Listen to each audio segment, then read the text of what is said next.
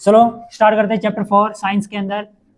इसका नाम है कार्बन एंड इस कंपाउंड। कार्बन और इसके यौगिक। आपके 10th क्लास के अंदर ये चैप्टर है कार्बन। 11th क्लास में पूरी किताब है एक इसी चैप्टर की, कार्बन के नाम से ही। इसको बोलते हैं ऑर्गेनिक केमिस्ट्री। जब भी आप गलती से साइंस लेते हो 11th क्लास के अंदर, ठीक है। जो कुछ बच्चे ये जो 11th क्लास में इसको सामना करेंगे इसका। तो जब बात कार्बन की आती है तो सबसे पहले तो कार्बन का परमाणु क्रमांक, एटॉमिक नंबर। परमाणु क्रमांक यानी कि एटॉमिक नंबर। एटॉमिक नंबर बताओ कितना है इसका? एटॉमिक नंबर होता है कार्बन का 6 नंबर पे आता है ना। अब इलेक्ट्रॉन फिलिंग इन शेल, यानी कि कोश में इलेक्ट्रॉन भरना। अब इलेक्ट्रॉन कैसे भरेंगे कोश के अंदर? तो सबसे पहले आता है न्यूक्लियस, उसके बाद में आता है फर्स्ट ऑर्बिट यानी फर्स्ट शेल, दूसरे के बाद आता है सेकंड ऑर्बिट, द्वितीय कक्षक। पहले कक्षक में हमेशा 2 ही इलेक्ट्रॉन आते हैं और इलेक्ट्रॉन और ये डॉट सेम लग रहे, तो अपन इलेक्ट्रॉन को स्टार से बना लेते हैं। और अगले में कितने आएंगे? 4 आएंगे, क्योंकि टोटल होने चाहिए 6। तो ये हो गया नाभिक, ये इलेक्ट्रॉन जो चक्कर लगा रहे हैं। पहले कक्षक में सिर्फ 2 ही इलेक्ट्रॉन चक्कर लगाएंगे, बचे हुए जाएंगे अगले कक्षक में।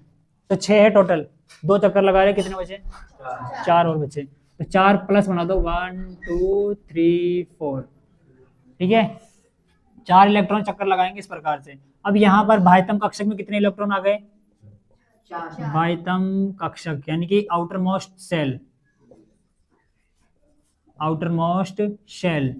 बाह्यतम कक्षक में electron in outermost shell कितने हैं बताओ? 4 है। 4 इलेक्ट्रॉन है आउटर मोस्ट सेल के अंदर। कितने हैं? 4। इस तरह से कार्बन का लुईस प्रतीक यानी कि लुईस सिंबल ऑफ कार्बन क्या आएगा? C, और इसी के पास 4 डॉट, ये डॉट प्रदर्शित करते हैं इलेक्ट्रॉन को। इस प्रकार से होगा C 4 डॉट। अब इसके आगे से अपन सारा चैप्टर के अंदर काम में लेंगे। तो यहाँ से उत्पत्ति हुई है कार्बन के पास 4 डॉट क्यों आते हैं, कैसे आते हैं, क्या किस कारण से लगते हैं यहाँ पर 4 डॉट। अब देखो कार्बन के पास 4 डॉट क्यों आते हैं? क्योंकि 6 नंबर पे आता है, 6 इलेक्ट्रॉन है, 2 तो पहले कोश में आएंगे, 4 दूसरे कोश में आएंगे। तो किसी भी अन्य एटम से बॉन्ड बनाने के लिए केवल 4 पार्टिसिपेट करेंगे, न कि ये 2। कौन से पार्टिसिपेट करेंगे? केवल और ये 4। इसलिए 4 ही यहाँ पर अपन रिप्रेजेंट करते हैं। बॉन्ड यही बनाएंगे 4, अंदर के 2 नो चेंज, वो बॉन्ड में पार्टिसिपेट नहीं करते हैं। तो इसलिए हम कार्बन के आगे 4 डॉट लगाते हैं। अब बात करते हैं हाइड्रोजन की। हाइड्रोजन का सिंबल होता है 1। कितने नंबर पे आता है? 1 नंबर पे। इसका परमाणु क्रमांक हम बोलेंगे 1 नंबर पे हो गया। इसका संरचना, ये नाभिक, ये पहला कक्षक, और पहले कक्षक में आपको 1 ही इलेक्ट्रॉन बनाना है ना। ये लो 1 ही इलेक्ट्रॉन जो इसके अंदर चक्कर लगाता रहेगा। योगेश क्या और इलेक्ट्रॉन आएंगे इसमें? नहीं, क्योंकि ये खुद ही कितने नंबर पे आता है? जितने नंबर पे ये आता है उतने इसमें होते हैं इलेक्ट्रॉन। तो इसलिए हम हाइड्रोजन का लुईस प्रतीक बनाएंगे, लुईस सिंबल बनाएंगे हाइड्रोजन का, और वो बनाएंगे H स्टार। स्टार मतलब इलेक्ट्रॉन। H के पास कितने इलेक्ट्रॉन है? ये 1 इलेक्ट्रॉन, लुईस प्रतीक। इस प्रकार से कार्बन के पास 4 डॉट, H के पास 1 डॉट होता है। चलिए आगे। अब ये जानकारी थी जो अभी एग्जाम के लिए नहीं, बेसिक है ये, बेसिक। बस आपको दिमाग में याद क्या रखना है? ये और ये, समझ गए बात को? ध्यान दें। ऑक्सीजन कितने नंबर पे आता है? 8 पे, है ना। इलेक्ट्रॉनिक कॉन्फ़िगरेशन बोला है अंशु? हाँ बिल्कुल बिल्कुल, वेरी गुड। पहले में 2, दूसरे में 6। इलेक्ट्रॉनिक विन्यास 8 के टुकड़े करेंगे, पहले में 2 आएंगे, दूसरे में कितने आएंगे? 6 आएंगे। तो इसके अंदर हम जब भी बनाएंगे इसका प्रतीक, तो कितने डॉट लगेंगे? 2 लगेंगे, 6 लगेंगे कि 8 लगेंगे? 6 लगेंगे। जो बाह्यतम कक्ष में वही लगते हैं। तो कितने लगेंगे इसके पास? 6। 1 2 3 4 5 6, इस तरह से 6 डॉट इसके पास लग गए। ये 6 इसके क्या है? इलेक्ट्रॉन। अब देखो सारे के सारे एटम है ना स्थायी होना चाहते हैं, स्टेबल। स्थायी का मतलब कोई भी रिएक्शन ना करे, खाली पड़े रहे, ये कुर्सी खाली पड़ी है, कोई रिएक्शन नहीं कर रही। तो ऐसे एटम होने चाहिए कि वो अपने आप को स्टेबल स्टेट में लाना चाहते हैं। इस स्टेबल स्टेट में आने के लिए या तो वो इलेक्ट्रॉन गेन करते हैं या इलेक्ट्रॉन लूज करते हैं, या तो ग्रहण करते हैं या इलेक्ट्रॉन त्यागते हैं। बात करते हैं दो परमाणुओं की, सोडियम और क्लोरीन। सोडियम आता है 11 पे, क्लोरीन आता है 17 पे। सोडियम के अपन टुकड़े करेंगे, कितने कितने होंगे 11 के? 2, 8, 1। ओके, नाउ क्लोरीन 17 के टुकड़े करेंगे अपन, कितने होंगे? 2, 8, 10 हो गए, 2 और 8 10, और 1 आ गया 7। समझ गए बात को? मतलब शुरुआत में देखो, नियम 9th क्लास में आपने पढ़ा था, पहले के शेल में होने चाहिए 2, दूसरे में होने चाहिए थे 8, तीसरे में भी 8 और चौथे में 18। ये नियम पढ़ा था आपने। इस नियम के अकॉर्डिंग ये सारे करने हैं। केवल क्वेश्चन क्या याद रखना है? 2, 8, 8, 18 बस। क्या याद रखना है? 2, 8, 8, 18। तो पहले में 2 होने चाहिए, हो गए। दूसरे में 8 होने चाहिए, अब तीसरे में भी 8 होने चाहिए, लेकिन 11 करने के लिए तो एक ही बच रहा है ना, तो ये एक ही लिखेंगे।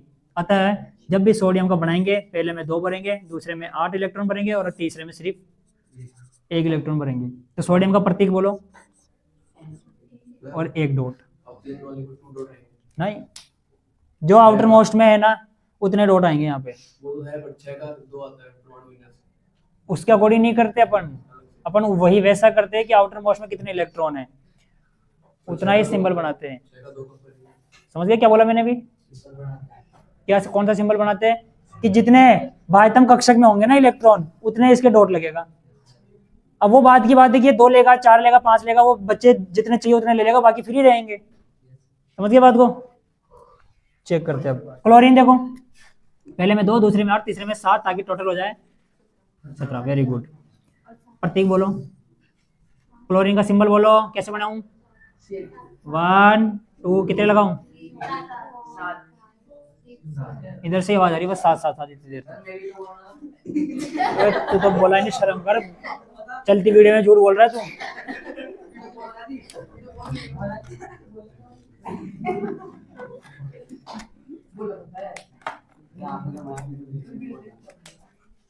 ओके, अब जो आपके कोर्स के अकॉर्डिंग है वो करने जा रहे हैं अपन, और इसको बोलते हैं संरचना बनाना। और कौन सी संरचना? इलेक्ट्रॉन बिंदु संरचना। इलेक्ट्रॉन बिंदु संरचना, इंग्लिश में बोलेंगे इलेक्ट्रॉन डॉट स्ट्रक्चर। हाँ, अब करने की लिखने की चीज है, लेकिन पहले समझ लो, मैं उतारने का टाइम दूंगा, ठीक है? इलेक्ट्रॉन डॉट स्ट्रक्चर कैसे बनाते हैं? पहला अपन लेते हैं इसमें, बोर्ड पे देखो सब, H2। क्या ले रहा हूँ? H2। समझना बस, 1 नंबर में आता ही है। कोई भी एटम दे देगा आपको, उसका वो बनानी है, संरचना बनानी है, स्ट्रक्चर। तो कैसे बनाओगे? देखो, हाइड्रोजन हाइड्रोजन कितने है ये? इसलिए मैंने दो बार बना दिए।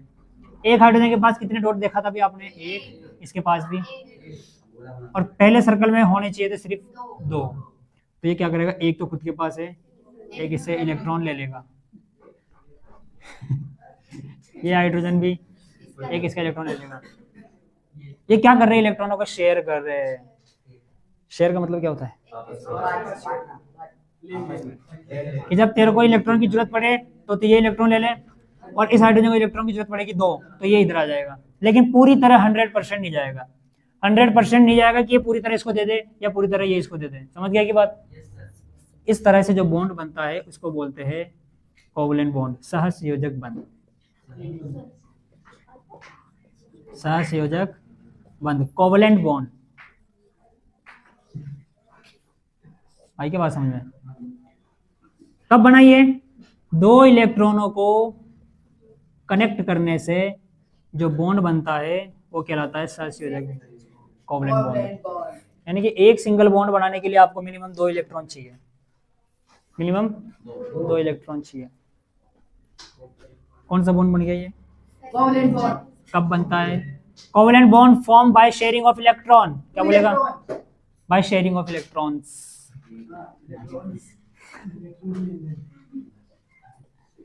इलेक्ट्रॉनों के परस्पर साझे से बनने वाले बंध को है ना। तो हाँ लिख लो लिखा रहा हूँ ना, लिखो सहसंयोजक बंध बराबर, इंग्लिश वाले को अभी लिखना जो लिखवाया था तो बोला था एडिट कर ले, तो उसको एडिट करना भी कोई चीज होती पता है तुमको, है ना।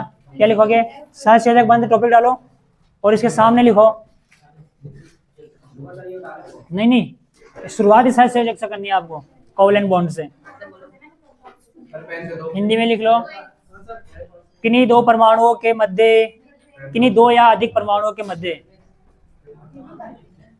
किन्हीं दो या सहसंयोजक बंध टॉपिक डालो, उसमें लिखो किन्हीं दो या अधिक परमाणुओं के मध्य,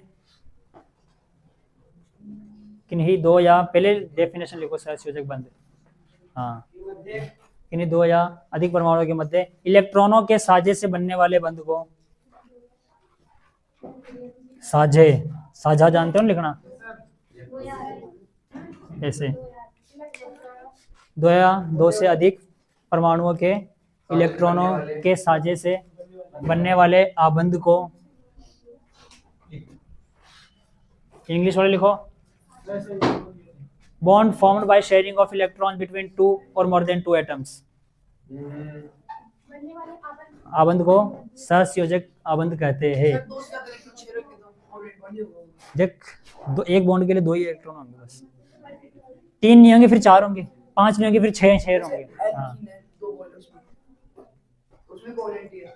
सारे कोवलेंट है। डबल ओ ये टाइप से इसके ही है, single bond double bond triple bond, ये टाइप से वो कोवलेंट के, देख लिया सबने।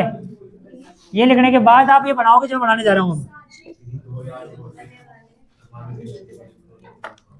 ये तीन प्रकार के होते हैं, ये भी लिख लो साथ साथ में, एकलाबंध, द्विआबंध, त्रिआबंध। These are in three types: single bond, double bond, triple bond.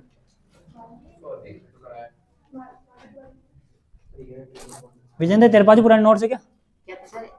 Edit करता रहना, कुछ मिस मिले तो नहीं, फिर है तो क्या चाहिए। हाँ ये तीन प्रकार के होते हैं, एकलाबंध, द्विआबंध व त्रिआबंध, single bond, double bond, triple bond. सही है, कोई दिक्कत नहीं है, लॉन्ग वीडियो बनने से क्या दिक्कत है। पहले कह दिया वीडियो, क्लास की वीडियो वही देखेगा जिसको जरूरत है, फालतू रील छोड़ के वीडियो देखने कोई नहीं आएगा।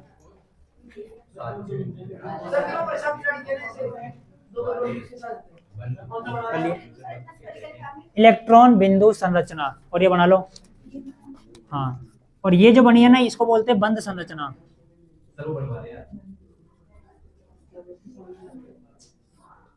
बंध संरचना इंग्लिश में बोलेंगे बॉन्डिंग स्ट्रक्चर।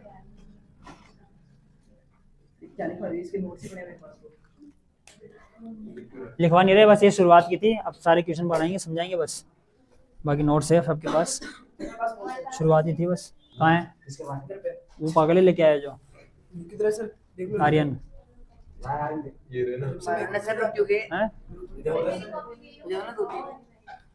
है ना। अब देखो स्टार्ट करते हैं आगे की चीज, सेकंड CH4 बनाओ। देखो सबसे पहले क्या बनाएंगे अपन, इसका इलेक्ट्रॉन डॉट, हिंदी में बोलेंगे इलेक्ट्रॉन बिंदु संरचना। तुम लोग यार जल्दी उतार लो।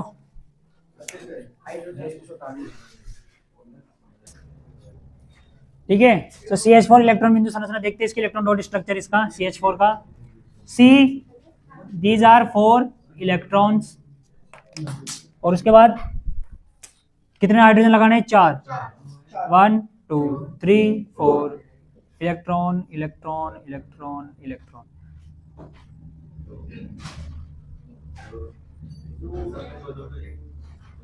हर पेयर में 2 इलेक्ट्रॉन हो गए। ये तुम्हारी गलती है जब तुम इसको बाहर छोड़ के इधर से ले लेते हो।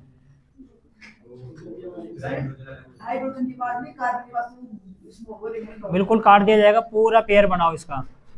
इसी प्रकार से कार्बन का जो गोला बनाओगे उसमें कार्बन होना चाहिए, हाइड्रोजन नहीं होना चाहिए।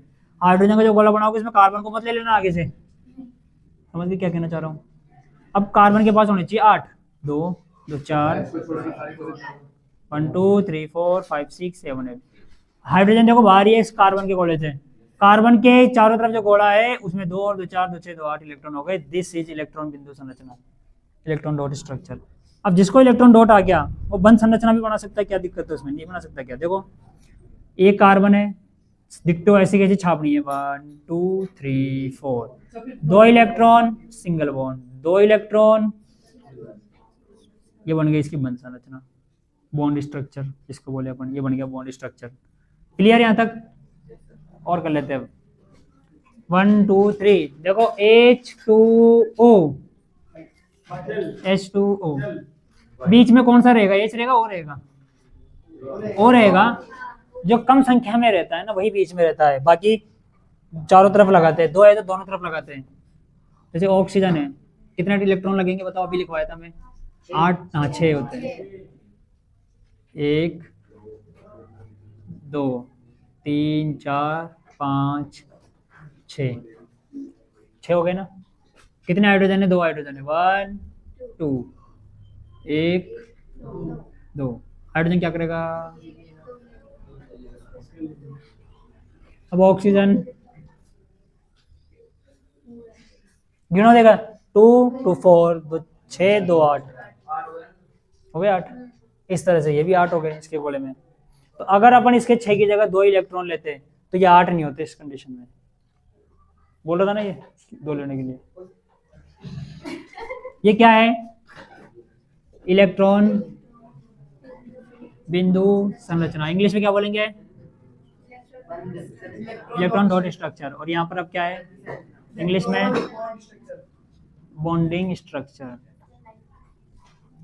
सिंपल है बॉन्डिंग स्ट्रक्चर में। तो O बनाओ, H बनाओ, H बनाओ, double electron single bond, 2 electron single bond. क्या ये काम आ रहे बाकी के? नहीं, इनको एज इट इज। समझ गए क्या? अब देखो ये बनाना तो इजी है, लेकिन तुम्हारे को फर्स्ट बात ये पता होनी चाहिए कि सर ये डॉट कितने लगेंगे। जैसे कार्बन में 4 लग रहे हैं, ऑक्सीजन में 6 लग रहे हैं। अब मैं बात करूँ कि NH3 बना के बताओ, मैं दे दूं तुम्हारे को, लेकिन तुम्हारे को ये नहीं पता कि N में कितने डॉट लगेंगे। तो N कितने नंबर पे आता है? 7 नंबर पे। 7 के टुकड़े करेंगे तो 2 और 5, तो 5 डॉट लगेंगे। जो बाहर रहेगा उतने डॉट लगेंगे। समझ गए बात को? ये खुद करो अब आगे, बाकी उतार दो इसको। ओके, बोर्ड पे देखो सब। N कितने डॉट? 5, 1 2 3 4 5। आपको 3 हाइड्रोजन चाहिए, कहीं भी लगा दो। ये लो 3 हाइड्रोजन, 1 2 3।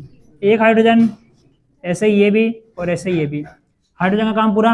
अब वो नाइट्रोजन के पास 8 करने हैं। तो देखो 1 2 3 4 5 6 7 8। ये इसका हो गया क्या? Electron dot structure.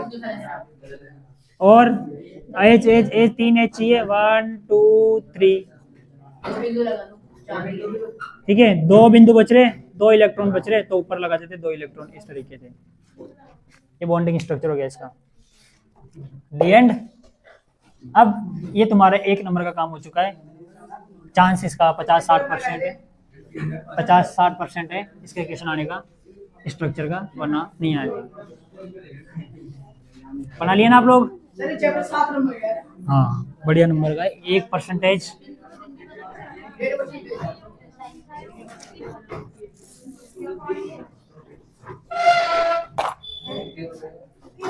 ठीक है, इसके बाद कुछ फॉर्मूले जो आपके आधे नंबर में आ सकते हैं। पहला है हाँ एसिटिक एसिड, यानी कि एसिटिक अम्ल। एसिटिक अम्ल का फॉर्मूला होता है CH3COOH। ठीक है, क्या होता है? CH3COOH।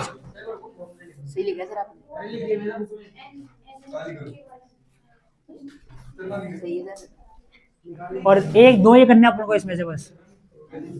दूसरा करना है क्लोरोफॉर्म, CHCl3। नहीं वो नहीं करना, क्योंकि वो दोनों IUPAC में आ जाएंगे वापस, इसलिए ये दोनों नहीं आएंगे तो इसको कॉपी कर लिए। एसिटिक एसिड आ सकता है वैसे तो, ये उतार लिए होंगे। अब आगे चलते अपन। अगला टॉपिक है कार्बन के अपर रूप।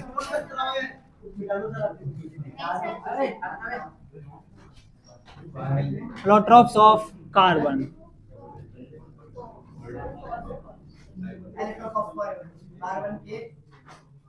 कार्बन के अपर रूप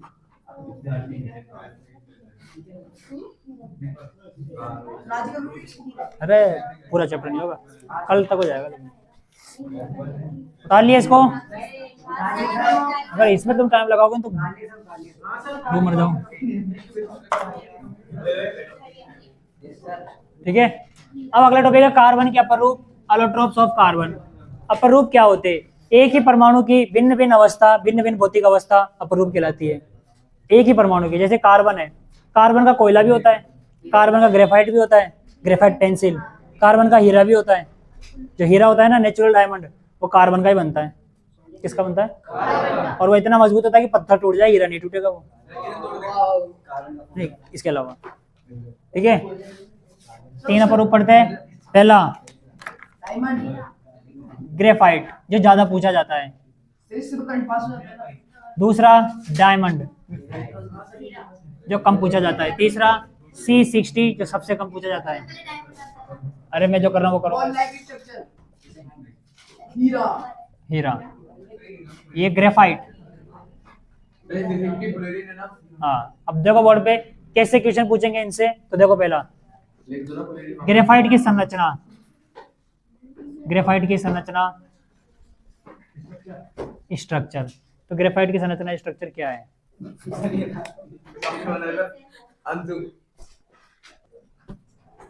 सबसे पहला क्वेश्चन आता है ग्रेफाइट का स्ट्रक्चर, ग्रेफाइट की संरचना। तो संरचना कैसी बनती है मैं आपको बना के बताता हूँ। देखो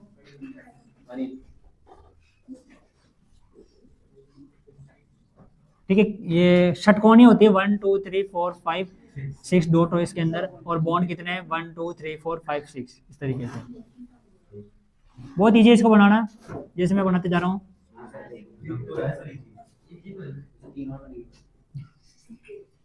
एक ऊपर बना देना ऐसा आपको, और ऐसे ही एक नीचे बना देना, और इन सारे पॉइंट्स को मिला देना है।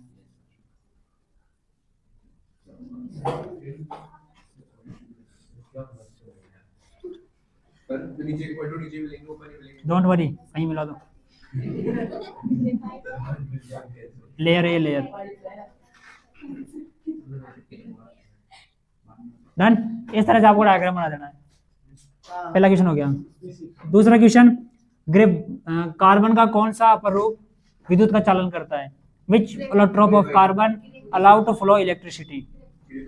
तो सिर्फ और सिर्फ ग्रेफाइट में इलेक्ट्रॉन पास हो सकते हैं, यानी कि ग्रेफाइट विद्युत का सुचालक। ग्रेफाइट में करंट आ सकता है, तो ग्रेफाइट विद्युत का सुचालक है, विद्युत चालन कर सकता है। इंग्लिश में क्या बोलेंगे? Graphite conduct electricity. हाँ ठीक है, क्यों? क्योंकि इसके पास एक फ्री इलेक्ट्रॉन रहता है ग्रेफाइट के पास, जो इलेक्ट्रॉन फ्लो करने का काम करता है। हालांकि ग्रेफाइट में पूरी तरह इलेक्ट्रॉन जो है, मतलब पूरी तरह करंट पास नहीं होता, कुछ कुछ अमाउंट में करंट पास होता है। अपन ने उस दिन बताया था कि जैसे पेंसिल को दोनों तरफ से छील लो पेंसिल को, फिर आप इसमें लगाओगे, मजा आएगा।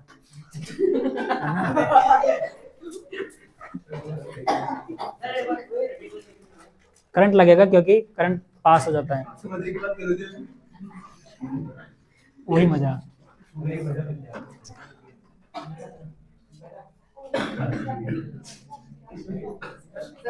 इसके बाद जैसे जैसे ग्रेफाइट की ये एक लेयर है, ये ग्रेफाइट की सेकंड लेयर, ग्रेफाइट की फिर थर्ड लेयर, फिर फोर्थ लेयर। आप पेंसिल छीलते हो ना, एक एक लेयर हटती जाती है, वो एक एक लेयर इस तरह से छिलती जाती है, हटती जाती है ग्रेफाइट की। और कोई क्वेश्चन नहीं इसके अंदर कि ग्रेफाइट पहले संरचना बनाना आपको, है ना। ग्रेफाइट विद्युत का चालन करता है। चिकनी व समतल सतह होती है, इसको रहने दो, कोई दिक्कत नहीं है। मेन क्वेश्चन ये बनता है तो स्ट्रक्चर का और एक कंडक्टिविटी का, इलेक्ट्रिसिटी कंडक्टिविटी का ग्रेफाइट के अंदर। अब आ जाते हैं डायमंड के अंदर। डायमंड ये कि सबसे मजबूत प्रकृति का सबसे सबसे कठोर पदार्थ है, जो क्या है, मतलब कि हार्डेस्ट सब्सटेंस इन नेचर। कौन है? डायमंड, हार्डेस्ट सब्सटेंस दूसरी बात, इसकी स्ट्रक्चर पूछता नहीं है कभी भी डायमंड का, तो बनाने की जरूरत भी नहीं है। बनाना आता है लेकिन आपको बनाने की जरूरत नहीं है, वैसे टाइम खराब करने की बात है। और इलेक्ट्रिसिटी की बात करते हैं तो यहाँ पे इलेक्ट्रिसिटी कंडक्टिविटी नहीं होती, तो इलेक्ट्रॉन फ्लो, इलेक्ट्रॉन प्रवाह नहीं होते, क्योंकि फ्री इलेक्ट्रॉन इसमें नहीं होते, इसमें कोई फ्री इलेक्ट्रॉन नहीं होता। इसमें देखो फ्री इलेक्ट्रॉन कहाँ से आया, why graphite allow to flow electricity, graphite में करंट क्यों आता है, क्योंकि आप जानते हो एक कार्बन 4 बंध बनाता है ना, अगर कोई कार्बन 3 ही बंध बनाए तो 1 इलेक्ट्रॉन फ्री हो गया ना। इस कार्बन की अपन बात करते हैं, ये जो कार्बन है ये 3 ही बंध बना रहा है, इस कार्बन के पास 1 इलेक्ट्रॉन फ्री है, इसी इलेक्ट्रॉन के कारण इसमें करंट आता है। और भी सारे डॉट है, इसी तरह से सारे डॉट के पास 1 इलेक्ट्रॉन फ्री है, इसलिए करंट फ्लो करता है। जबकि डायमंड का हर कार्बन 4 बॉन्ड बनाता है, वो इलेक्ट्रॉन फ्री नहीं होती, इसलिए इसमें करंट नहीं आता। तो यहाँ पर ये डायमंड कुचालक है, विद्युत का कुचालक है। इंग्लिश में बोलेंगे अपन इसको क्या, इंसुलेटर, इंसुलेटर ऑफ इलेक्ट्रिसिटी। ठीक है, डायग्राम तुम्हें बना के बताऊं कि किस तरह से इसके अंदर 5 बॉन्ड आते हैं। ये कार्बन है, 1 2 3 और ऊपर 4, 4 बॉन्ड बन गए इसके। कितने बॉन्ड बन गए, 4 बॉन्ड बन गए, अभी और बनेंगे। इस तरीके से ये आगे जाएगा, अब और भी 4 बनेंगे इसके, 1 2 3 4, ये इधर आ जाएगा, फिर से इनके भी बनेंगे। नहीं आता, इसलिए मैं नहीं बना रहा था। मैंने क्यों बनाया लेकिन ये कि यहाँ पर इलेक्ट्रॉन फ्री नहीं होते। ये कार्बन 1 2 3 4 बॉन्ड बना रहा है ना, तो 4 बॉन्ड बना रहा है तो 1 भी इलेक्ट्रॉन फ्री नहीं है। अगर 3 बॉन्ड बनाता तो 1 इलेक्ट्रॉन फ्री होता, जैसे ग्रेफाइट, इसलिए करंट आता। इसमें 1 भी इलेक्ट्रॉन फ्री नहीं है तो वो इस कार्बन के पास, इसलिए इसमें करंट नहीं आता, दैट्स वाई। बाकी स्ट्रक्चर आपको एग्जाम के लिए नहीं करना, सिर्फ 2 बातें करनी है इसके अंदर। तीसरी चीज पे आ जाते हैं C60, इसके बारे में एग्जाम में क्या पूछता है, इसमें सिर्फ एक ही चीज पूछता है, इसकी खोज किसने करी थी। C60 की खोज किसने करी थी, नाम आपको याद रखना है, bunk mister Fuller, bunk mister Fuller, कोई बात नहीं, इस फुलर के नाम से इसका नाम फुलरेन पड़ा। हिंदी इंग्लिश नाम सेम ही रहेगा, स्पेलिंग इसकी बंक मिस्टर फुलर। किसकी डिस्कवरी की थी इसने, C60 की, और इसके अलावा कुछ नहीं पूछता इसके अंदर। स्ट्रक्चर कैसी होती है, फुटबॉल की जैसी होती है, फुटबॉल लाइक स्ट्रक्चर।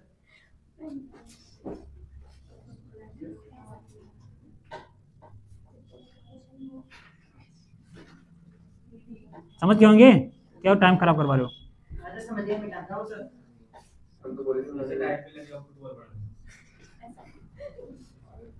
ठीक है, तो ये फुटबॉल की जैसी संरचना है। इसकी संरचना डिस्कवरी किसने की थी, बंक मिस्टर फुलर। इसमें ये याद रखना है, एक बात, इसमें ये 2 बात, और इसमें भी ये 1 और 2 और ये 3 बात, ये एक ही बात है पूरी संरचना वाली, और ये 2 बात बस, और कुछ नहीं करना है इनके अंदर, इससे अलावा कुछ भी क्वेश्चन नहीं पूछता तुम्हारे से। ठीक है, मिटा दूं फिर इसको मैं अब।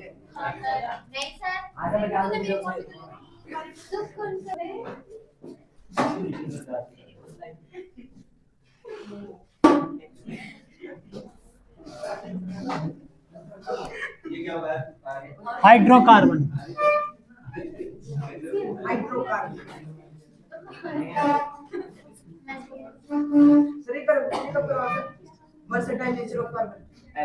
चल रहा है। हाइड्रोकार्बन क्या होता है, हाइड्रोजन और कार्बन से जुड़कर बनने वाली यौगिकों को हाइड्रोकार्बन कहते हैं।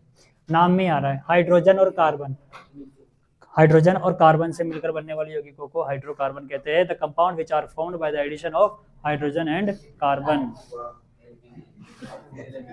There are 2 types of hydrocarbon. पहला है संतृप्त, फिर है असंतृप्त। इंग्लिश में बोलेंगे, बोलो सैचुरेटेड, असंतृप्त, अनसैचुरेटेड, सैचुरेटेड एंड अनसैचुरेटेड। ध्यान से समझना, एग्जाम में सारे इंपॉर्टेंट चलने शुरू हो गए यहाँ से। संतृप्त आपके पास पहला है एल्केन, हिंदी में बोलेंगे अपन एल्केन, ठीक है। और इसके अंदर ही दूसरा अपन बोल सकते हैं साइक्लोएल्केन, चक्रीय एल्केन, एल्केन। और यहाँ पर असंतृप्त का पहला है type alkene,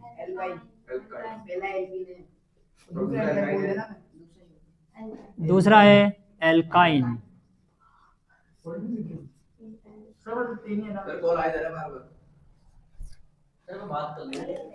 alkene, alkene and alkyne. अब अपन बात करते हैं, इनको डिटेल से पढ़ेंगे, एल्केन, एल्कीन, एल्काइन को। मैं आपको ऊपर से सरफेस बता दूं, एल्केन का मतलब सिंगल बॉन्ड आता है, एल्कीन का मतलब डबल बॉन्ड, और यहाँ पर आता है ट्रिपल बॉन्ड। संतृप्त और असंतृप्त इसके दो टाइप थे, किसके? संतृप्त के अंदर दो आते हैं, एल्केन, साइक्लोएल्केन। असंतृप्त में आते हैं एल्कीन और एल्काइन। होशियार, समझ गया? चलो अब अपन शुरू करते हैं पहला टॉपिक, संतृप्त। संतृप्त और संतृप्त के अंदर पहला है एल्केन। गौर करना, लास्ट में आना चाहिए ANE, एल्केन। समझ में आएगी बात? एल्केन, लास्ट में आना चाहिए एन। अब पहला क्वेश्चन एग्जाम में इसका पूछा जाता है फॉर्मूला, और फॉर्मूला इसका है CnH2n+2, ठीक है? सही है, जिसको आएगा तो बोलेगा, नहीं बोलने वाले, नहीं आने वाले चुपचाप बैठे। और सबसे बड़ी बात है, बिना देखे बोल रहे, कॉपी बंद कर दे। CnH2n+2 बोर्ड पे देखो, बाकी एल्केन। और मैंने बताया था एग्जांपल में कि ये सिंगल बॉन्ड वाले आएंगे, सारे के सारे इसके हैं अंदर। समझ में आई बात? बी, यहाँ पे पूरा ये चलने थे एल्केन का, समझ आने का आया। चल लिख देते, कोई बात नहीं। फिर है असंतृप्त, अनसैचुरेटेड, अनसैचुरेटेड। और इसका जो पहला आ रहा है एल्कीन, इसका फॉर्मूला है CnH2n। फॉर्मूला इसका पर नीचे लिख देते हैं। हाँ जा बेटा, कर जा। CnH2n और प्लस कुछ नहीं आएगा ना? कुछ नहीं आएगा। सेकंड एल्काइन, अच्छा इंग्लिश में LENE। बेटा समीर, तू कहाँ सो रहा है आजकल? आवाज ही नहीं आती तेरी तो, पहले कौन सी आती थी?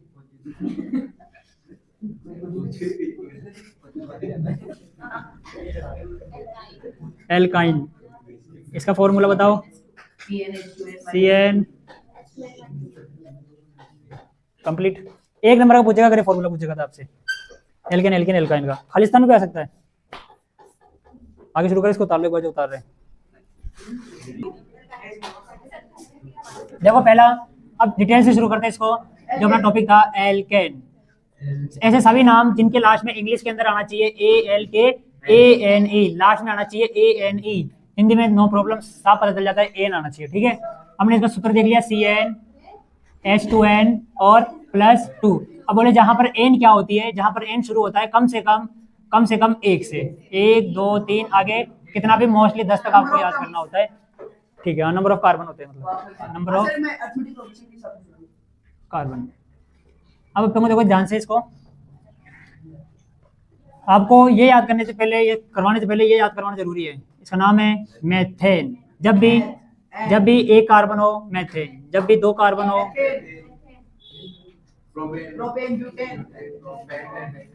ANE।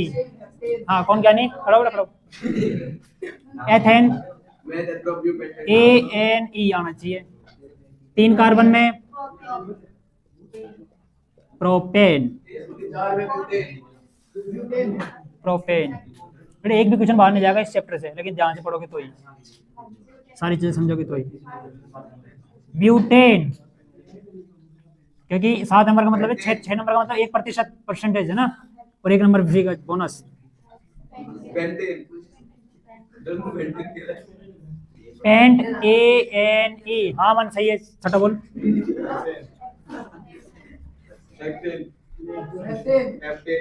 Hex ANE। नहीं बेटा कम से कम 10 तक, 10 तो है कोर्स में अपना। हाँ 7, चल ठीक है 7 कर लो। हेप्टेन सही है, 7 बहुत है। इतना कर लोगे सबके। इंग्लिश में तो ए नहीं आ रहा है, आपको हिंदी वाले ध्यान रखना है। N methane, ethane, propane, butane, pentane, hexane, heptane. पहली प्रोबेबिलिटी आपकी, इसको अंगुली पे याद करना सारी चीजों को। उतार लो। लेट्स सी, अब इनके बारे में देखिए स्ट्रक्चर बना बनाकर इस फॉर्मूले के अकॉर्डिंग। जब कार्बन संख्या 1 हो, जब आप n की वैल्यू 1 रखोगे तो बनेगा आपके पास, 2 रखोगे तो एथेन, 3 रखोगे तो प्रोपेन, इस तरह से आगे चलता जाएगा। लेट्स सी, जब व्हेन n = 1, किसकी बात हो रही है? सिर्फ और सिर्फ एल्केन की।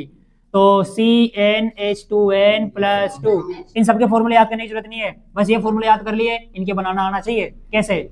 इसके बाद सामने देखो, C n की जगह रखना कितना? C n की जगह कितना रखना है? 1 H2 1 मल्टीप्लाई में है, मल्टीप्लाई में प्लस 2, बताओ C1 H 2 1 = 2 प्लस 2, ये क्या बन गया? CH 2 और 2 4 -2 कहाँ से आ गया इसमें? 2 और 2 4, CH4 बन गया। ये CH4 किसका फॉर्मूला है? मेथेन। कौन थे? मेथेन। जब n की वैल्यू 1 हो, अब जब n की वैल्यू क्या हो? 2, इसी फॉर्मूले को याद रखना बस। C n की जगह 2 H2 multiply 2 plus 2 C2 H2 2 4 plus 2 C2 H6। लो किसका फॉर्मूला क्या? ये एथेन का। क्या लिखेंगे? C2 H6। क्या लिखेंगे? प्रोपेन का। लास्ट बना के बता रहा हूँ, प्रोपेन नहीं, पेंटेन, क्योंकि बाकी सब तुम ऐसे करोगे ना डिट्टो। 5, पेंटेन के लिए 5, यानी कि n की वैल्यू होनी चाहिए 5, तो फॉर्मूला बनाना आना चाहिए। CnH2n + 2। देखो C 5 H2 5 + 2 as it is. आगे C5 5 to 10 और 2 खत्म। किसका फॉर्मूला क्या? ये पेंटेन का फॉर्मूला क्या? ये ऐसे ही आगे बनाना है आपको 7 तक, कोई दिक्कत? अब सुनो ध्यान शांति, देखो वापस एक बार। CH4 अकेला कार्बन है, एक बार लिख दो। अब आगे जो 2 कार्बन, इनको तोड़ के कैसे लिखे, ब्रेक कैसे करके लिखे, ये समझो। 2 कार्बन है ना, कार्बन कार्बन, 6 हाइड्रोजन है ना, तो शुरुआत में भी 3 लगाओ, लास्ट में भी 3 लगाओ। ये फॉर्मूला है। C2H6 को ऐसे लिख सकते हैं, CH3 सिंगल बॉन्ड CH3। दोबारा सुनो, कितने कार्बन है? 5, 1 2 3 4 5। हाइड्रोजन कितने? 12। शुरुआत में भी 3, लास्ट में भी 3, अब बीच में लगाओ 2 2। इसमें बीच में थे ही नहीं कुछ, यहाँ बीच में लगाएंगे 2 2, तो CH2 CH2 CH2 और ये है बॉन्ड, तो क्या बन गया? CH3 CH2 CH2 CH2 CH3। आप ये बॉन्ड हटाओगे तो इसको नॉर्मली क्या लिखेगा? CH3 CH2 CH2 CH2 CH3। Bond हटा दिया मैंने तो भी नो प्रॉब्लम, एच टी यही रहेगा। यही पढ़ते अपन 1 2 3 4 5, समझ गए बात को? तो इसका नाम क्या है? पेंटेन। तो ये भी पेंटेन, ये भी पेंटेन, ये भी पेंटेन, ये भी पेंटेन। हाँ ऐसा कर लेना आपको सारे, ठीक है? अब अपन शुरू करने जा रहे हैं बी मतलब असंतृप्त हाइड्रोकार्बन, यानी कि अनसैचुरेटेड।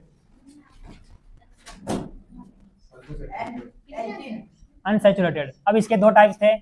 इसका पहला है एल्कीन और इसका दूसरा टाइप है एल्काइन। Alkene and alkyne. देखो बोलते भी रहा करो ताकि तुम्हें रिवीजन में होता रहे। एल्क ENE इंग्लिश में, यहाँ पर YNE यहाँ पर। कल देख लो एक बार चार्ट, कल असंतृप्त में 2 ही थे 3 थे? 2 थे। अब फॉर्मूला इनका, तो फॉर्मूला CnH2n बस। इसका फॉर्मूला CnH2n -2, इतना याद रह जाएगा। अब आगे सुनो। व्हेन, अच्छा कल एक काम भी दिया था मैं आपको, मेथेन के अंदर n = 1 के लिए क्या बनाओ? n = 2 का फॉर्मूला बनाओ, n = 3 का फॉर्मूला बनाओ। 2-4 महीने बनाने थे, 7 तक तुम्हें बनाने थे बाकी के। ओके अब यहाँ पर जो एल्कीन है, एल्कीन का मतलब क्या होता है? Carbon carbon double bond, carbon carbon double bond.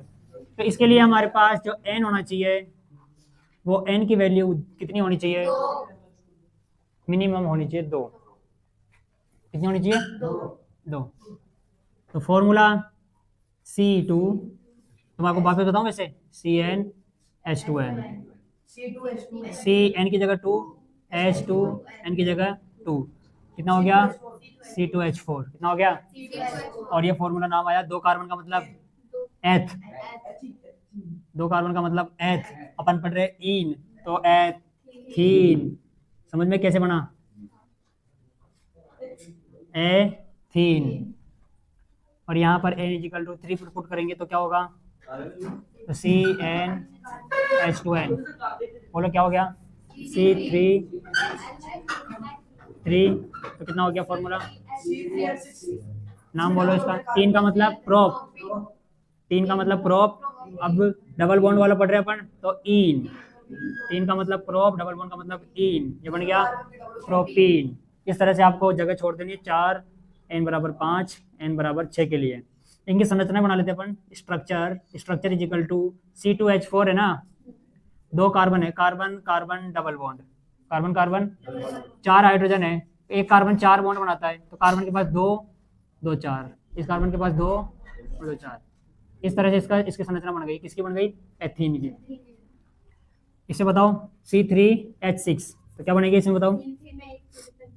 तो संरचना, स्ट्रक्चर, 3 कार्बन है ना, 1 2 3, 3 कार्बन में एक जगह कहीं ना कहीं डबल बॉन्ड लगाओगे, यहाँ लगा दो डबल बॉन्ड, तो इस कार्बन के पास 1 2 और 1 3, एक हाइड्रोजन 4, इस कार्बन के पास 1 2 3 4, H2 लग जाएगा, इस कार्बन के पास 1 2 3 4, इसलिए 3 लगेगा। मतलब कार्बन बना कितने रहा है?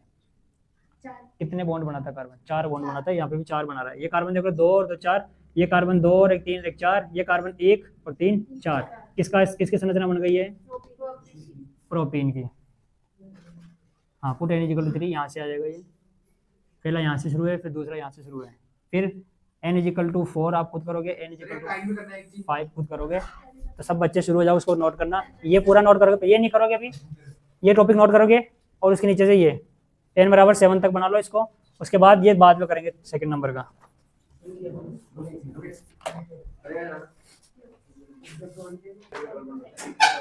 नेक्स्ट है एल्काइन।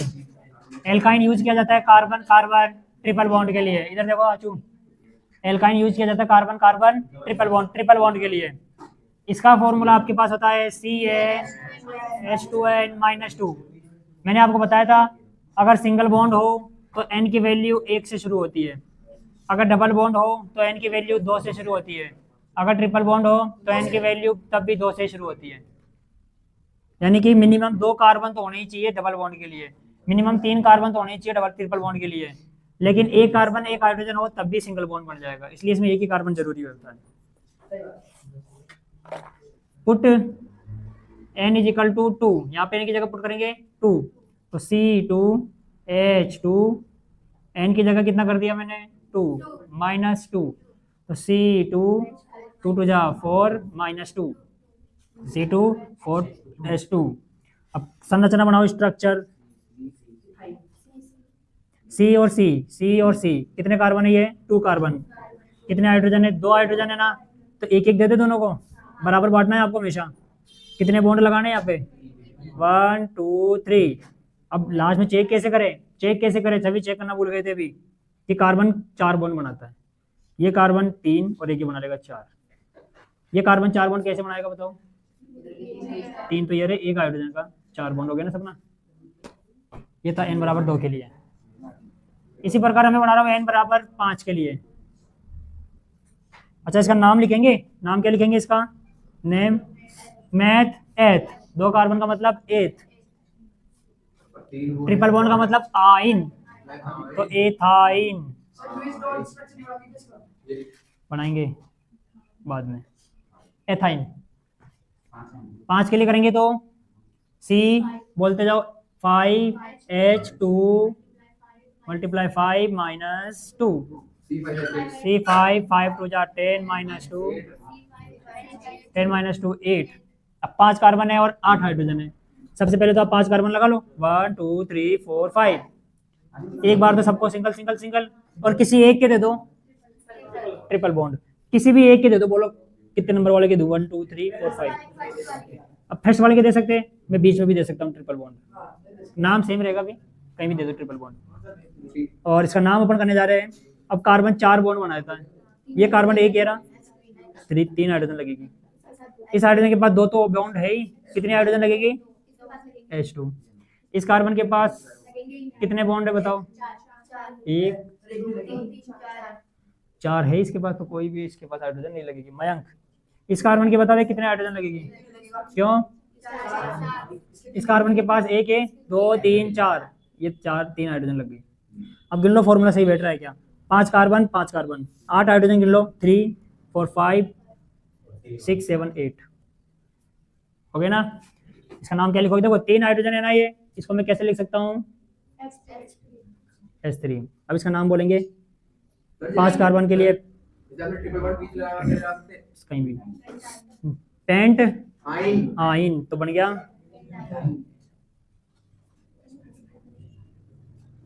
अब n बराबर 6 के लिए खुद करके बताओ पूरा यहाँ तक।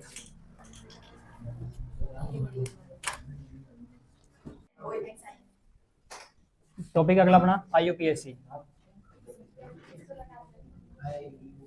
International union for pure and applied chemistry. Full form याद रखने की कोई जरूरत नहीं है, IUPAC से भी समझ जाओगे कि नाम पूछना है यहाँ पे। IUPAC करने के लिए आपको सबसे पहले तो 10 तक नाम याद होने चाहिए। अगर सिंगल बॉन्ड की बात करें, कार्बन कार्बन सिंगल बॉन्ड हो तो methane, ethane, propane, butane, pentane, hexane, heptane. Double bond हो, मेथीन बनता ही नहीं है, शुरू कहाँ से होता है, एथीन से, ethene, propene, butene, pentene, hexene, heptene. Triple bond हो, एल्काइन यानी कि एथाइन, प्रोपाइन, ब्यूटाइन, पेंटाइन। अभी मैंने यही बताया था, मिनिमम 2 कार्बन चाहिए डबल बॉन्ड बीच में बनाने के लिए, तो ये कार्बन मेथेन में डबल बॉन्ड कहाँ बनेगा, इसलिए डबल बॉन्ड ट्रिपल बॉन्ड में मिनिमम 2 कार्बन चाहिए होते हैं। समझ गए बात को। IUPAC का तरीका सुन लो। यस, मार्कर दूं, अभी तो ऊपर रहेगा ना एक मार्कर। IUPAC के जो रूल है बहुत सारे, लेकिन अपन इसको 2-3 रूल में कर लेते हैं। रूल फर्स्ट, सबसे पहले बिल्कुल select long chain of carbon, Hindi में बोलेंगे कार्बन की लंबी श्रृंखला छाटिए, लंबी श्रृंखला, कार्बन की श्रृंखला लंबी दिखाई नहीं यहाँ पे, छाटिए, ये पहला रूल है इसका। दूसरा, आप कर दो इसका नंबरिंग,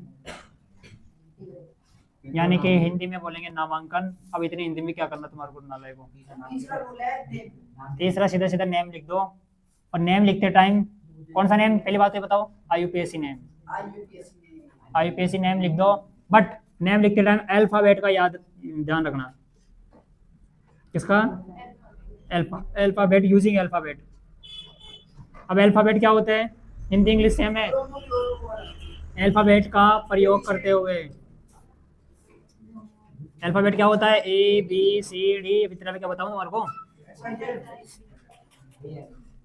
यानी कि ए पहले आ रहा है, ए नाम वाला उसका नाम पहले लिखेंगे, बी नाम वाला पहले आ रहा है तो बी नाम वाले को पहले लिखेंगे। ठीक है, शुरू करते हैं।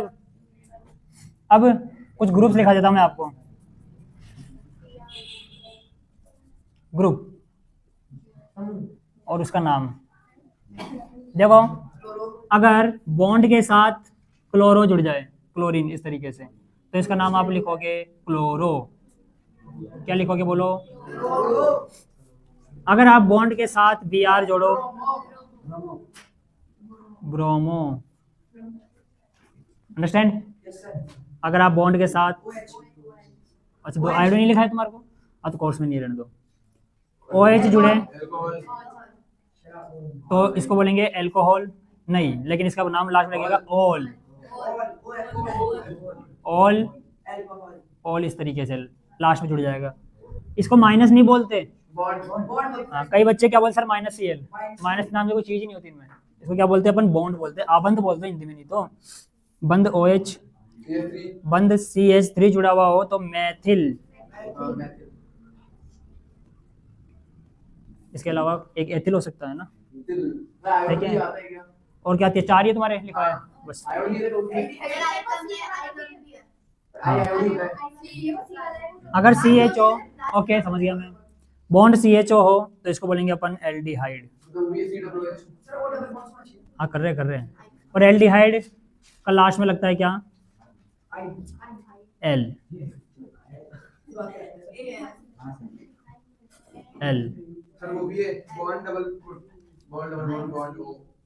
या तुम एल्डिहाइड को लिखो ही मत, तुम तो सीधे एल याद रखो, नाम के लास्ट में एल लगता है। COOH, इसको बोलेंगे ओइक एसिड, हिंदी में लगेगा लास्ट में ओइक अम्ल। और अगर इस तरीके से हो, ये है कीटोन का सिंबल, इसको बोलते हैं कीटोन। और इसका लास्ट में लगता है ONE, ऑन। तो इसको ऊपर इसको नीचे कर लेते ताकि एक साथ हो जाए, ये OH, ये CH3, यानी कि इसका नाम बोलेंगे अपन मैथिल, इसका नाम बोलेंगे अपन ऑल। क्यों, इसलिए क्योंकि ये चारों एक साथ आ गए।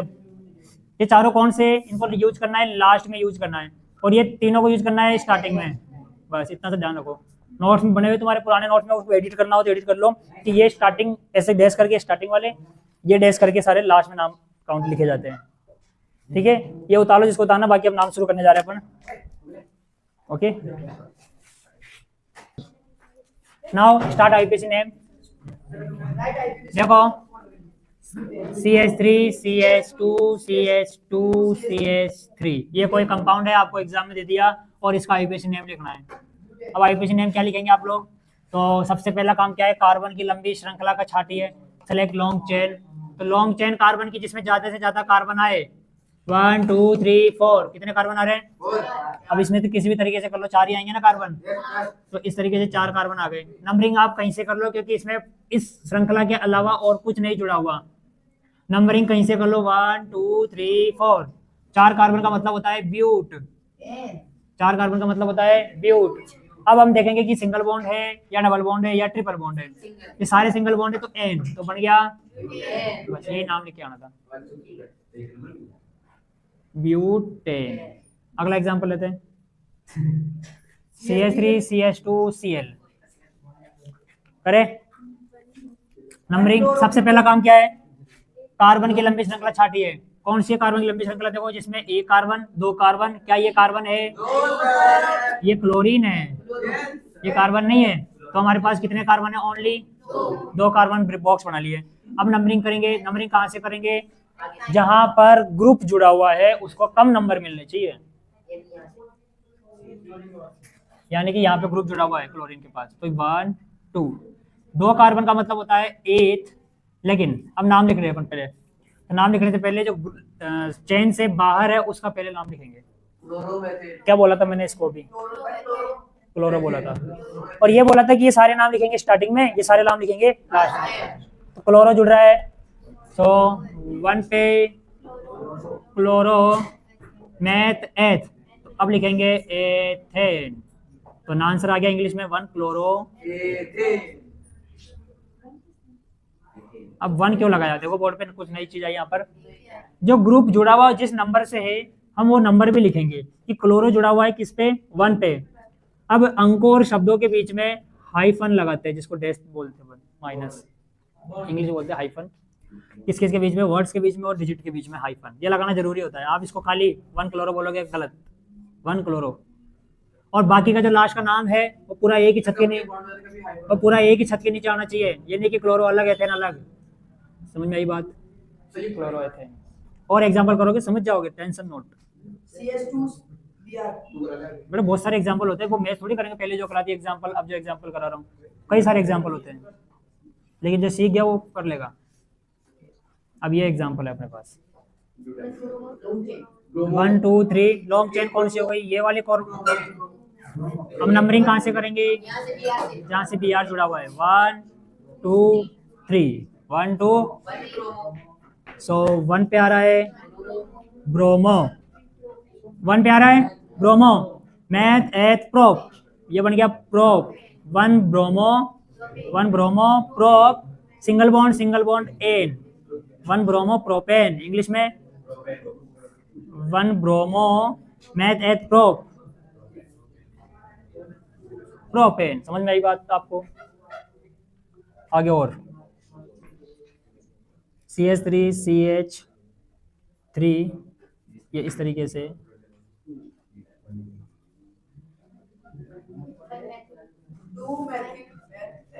अब की बार लंबी श्रृंखला छाटो, और ये मैं पूछ के करता हूँ। अब बता आर्यन, सबसे पहले तो लंबी चेन कौन सी है जिसमें ज्यादा कार्बन आए? 1 2 3 4 4। इधर से करेंगे तो 1 2 3 4, इधर से करेंगे 1 2 3, इसको नहीं लेंगे 1 2 3 4, 4 को लेंगे। अभी तक 4 की आ रही है ना ज्यादा, क्या 5 की आ जाएगी किसी तरीके से? तो बच्चे करेंगे 1 2 3 4 5। तो ऐसा नहीं करना, आपको एक ही दिशा में चलना है नंबरिंग करते टाइम। जैसे 1 2 और 3, अब ऊपर चल गए तो नीचे मत आओ। अगर सीधे जा रहे हो तो 1 2 3 4, 4 सही है। 1 2 3 4, ऐसे भी 4 सही है। समझा की बात? एक ही डायरेक्शन चलना है, तो मोस्टली डायरेक्शन यहाँ पे सब बच्चे सीधी वाली करेंगे। नंबरिंग करते हैं इसकी।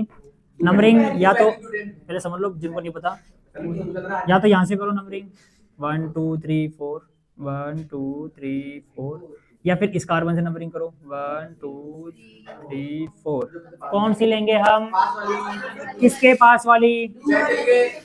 इस बॉक्स से बाहर के वाले के पास वाली। तो ये बॉक्स से बाहर ऊपर से अगर 3 नंबर पे आता है, नीचे वाले 2 नंबर पे आता है, तो हम लेंगे कम से कम वाला। मेथिल उसी को मानेगा जो लाइन के बाहर है, क्योंकि नीचे में CH3 है। लाइन के बाहर,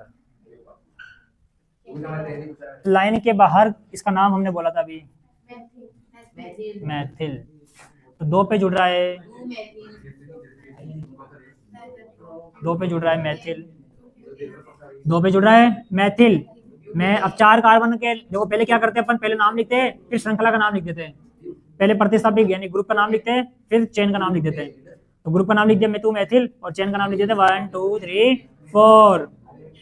तो 2 पे तो मैथिल, 4 का मतलब ब्यूट एन, ब्यूटेन।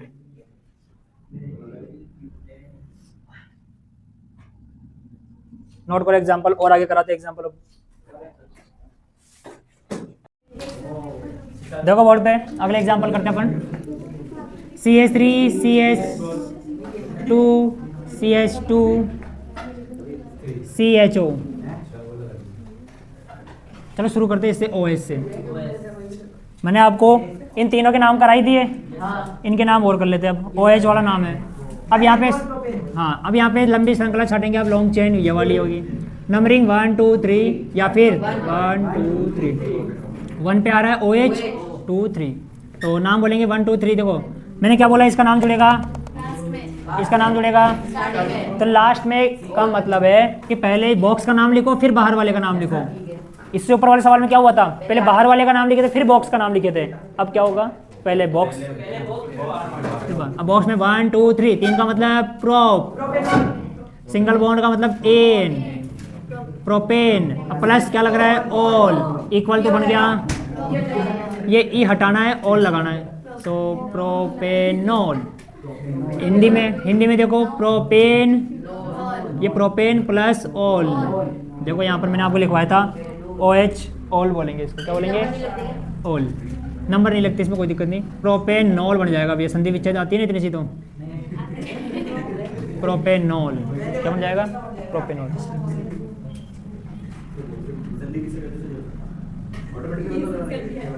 अगला example CH3 CH2 CH2 CHO। जो आपको यहाँ पर दिख रहा है CHO, इसको लास्ट में लगेगा L। तो लंबी श्रृंखला कौन सी है? 1 2 3। अब की बार पूरी आगे लंबी श्रृंखला, क्योंकि इसमें भी तो कार्बन आ रहा है, गिनेंगे इसको भी। 1 2 3 4। 4 का मतलब ब्यूट, 4 का मतलब ब्यूट, सिंगल बॉन्ड का मतलब एन, प्लस CHO का मतलब L। अब E हटाओ, L लगाओ, ब्यूटेनेल, हिंदी में समझो, ब्यूटेन प्लस एल, ये बन गया ब्यूटेनेल। क्या बन गया? अगला एग्जांपल देखो, अभी रुक जा, खराब आ गया अभी तेरा टाइम बोर्ड पे। ऐसी संरचना कहाँ बन रही है? ये रही, ऑन कीटोन में बनती है। अब कार्बन है, अंदर श्रृंखला में गिनेंगे ये कितने बॉन्ड, तो नंबरिंग 1 2 3, तो यहाँ पर 3 कार है, 3 का मतलब propane plus on, propane plus on, तो ये बन गया प्रोपेनॉन न। ध्यान रहे ये न है, ये ल है, प्रोपेनॉन ल, ये प्रोपेनॉन न। संरचना भी तो अलग अलग है, इसमें OH इधर आ रहा है, इसमें CO आ रहा है। इंग्लिश में लिखेंगे प्रोपेन प्लस ऑन, और ये बन गया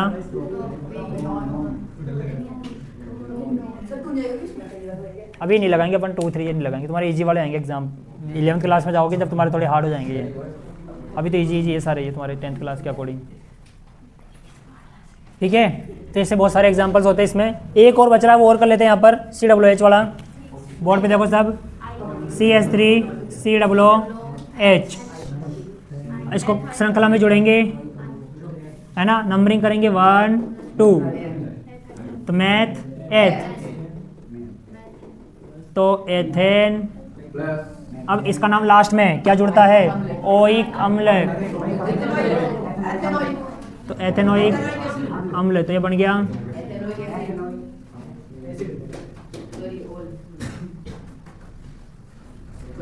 एज इट इज। इंग्लिश में क्या बन जाएगा? एथेन और ओइक एसिड, और बन जाएगा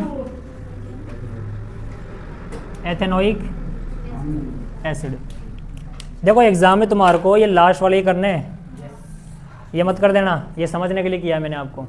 फाइनल आंसर यही करने हैं आपको लास्ट में एग्जाम पर। डन। ये अपने IPSC हो गए, 2-4 अब मैं घर के लिए दे देता हूँ, ठीक है। इसको उतार लो पहले। लेट्स सी, अब आपको होमवर्क दे रहा हूँ जो घर से आपको खुद नाम लिख के लाने हैं। पहला है CH3 CH2 CH, साइलेंट, पहले मैं काम लिख लेने दो। पहला CH3 CH2 CH2 COOH CH3 CH3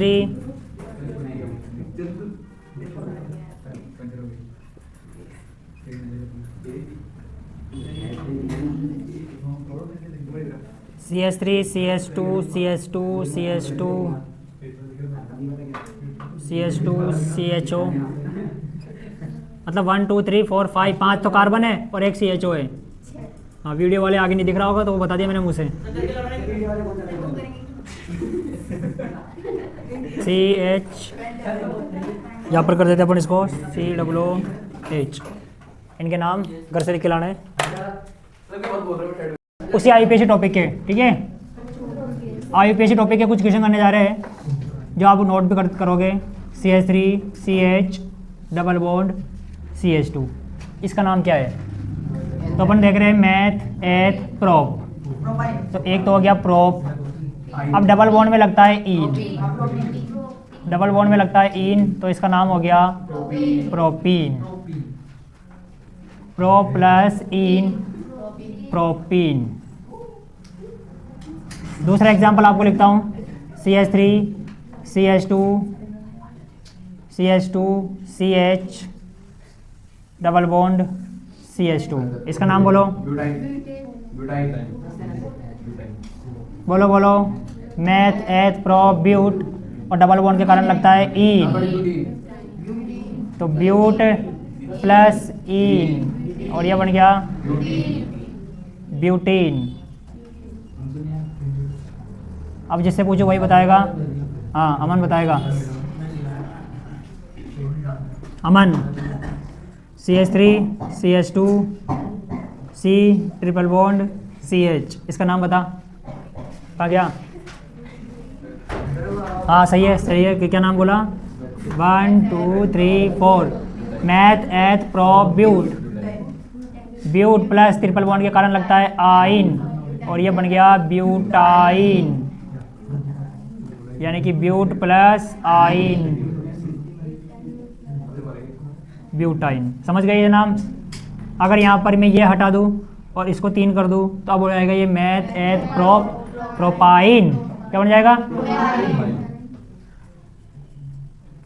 इतना हो गया। अब एग्जाम्पल में, एग्जाम में है ना तुम्हारा, क्या बॉन्ड, कौन सा बॉन्ड? बॉन्ड देखो ऐसा भी लिखा हुआ आ सकता है, मैं आपको समझा दूँ, तुम कंफ्यूज नहीं होना। इसको ऐसा भी लिख सकते हैं, कैसे? जैसे CH3 है, CH3 अगले कार्बन से पहले बॉन्ड है लेकिन दिखता नहीं है, फिर CH2, फिर अगले कार्बन के बाद C, फिर अगला ट्रिपल बॉन्ड, ये आवाज़ किसकी आ रही है? फिर CH। अब आप देख लीजिए, इसको अलग अलग कर लिया अपन ने, और इनके बीच में क्या लगा दिया है? बॉन्ड। इनके बीच में लगा दिया अपन ने बॉन्ड। आगे बात समझें? तो ये बॉन्ड लगाओ चाहे नहीं लगाओ, बात एक ही होती है इनमें। डन। अब इसके बाद एग्जाम में एक क्वेश्चन और पूछा गया था, इसको भी बता लेना कि एल्कोहल का सिंबल क्या होता है? एल्कोहल का सिंबल OH होता है। तो ऐसे अब आपको बाकी भी याद रखना है कि एल्डिहाइड का सिंबल क्या होता है? CHO। इंग्लिश में लिख लो चाहे से तुम, एल्कोहल, और ये एल्डिहाइड। और फिर एल्डिहाइड के बाद आपसे पूछ लिया अगर वो कीटोन का सिंबल क्या होता है, तो कीटोन का सिंबल होता है ये कीटोन। उतार लो इधर वाला, फिर उसके नीचे वो नहीं पूछता, वो लिखाई दिया मैंने पहले परसों भी, है ना। उतार लो इसको, देखो HC, इसका नाम क्या है? ये भी क्वेश्चन में आ चुका है। HCOH, इसका नाम क्या है? तो ये दिखने में से अटपटा सा लग रहा है, लेकिन अपन इसको एक साथ जोड़ के बोले ना तो H, ये बॉन्ड, और ये पूरा है CHO। तो इस तरह से एक ही कार्बन हो गया। एक कार्बन को बोलेंगे मैथ प्लस L, मतलब मैथेन प्लस L, तो बन गया ये मैथेनेल। ये डबल बॉन्ड ऑक्सीजन से जुड़ा हुआ था, तो CHO इसको हम कंबाइन करके ऐसे लिखेंगे। अब यहाँ आपको दिख नहीं रहा डबल बॉन्ड है, लेकिन होता है, जिसको ओपन करके ऐसे दिखते हैं। तो ये मैथेन प्लस L, हाँ आया था ना ये मैथेनेल, इस तरह से पूछा जाता है ये। तो ये क्वेश्चन में लिख लो ये और ये, फिर इसका IUPAC नाम IUPAC। कौन से H का मतलब? इस वाले का, इस वाले का, ये वाला, ये पूरा ही एक CHO है। देखो ये रहा, ये तो पता चल गया, पर इधर वाला H है, ये इसकी संयोजकता पूरी कर रहा है। ये उसको श्रृंखला में है ही नहीं, श्रृंखला तो एक ही कार्बन की है ना, सीरीज C1। ये इसकी संयोजकता पूरी कर रहा है क्योंकि कार्बन 4 बॉन्ड बनाता है, 1 2 3 4।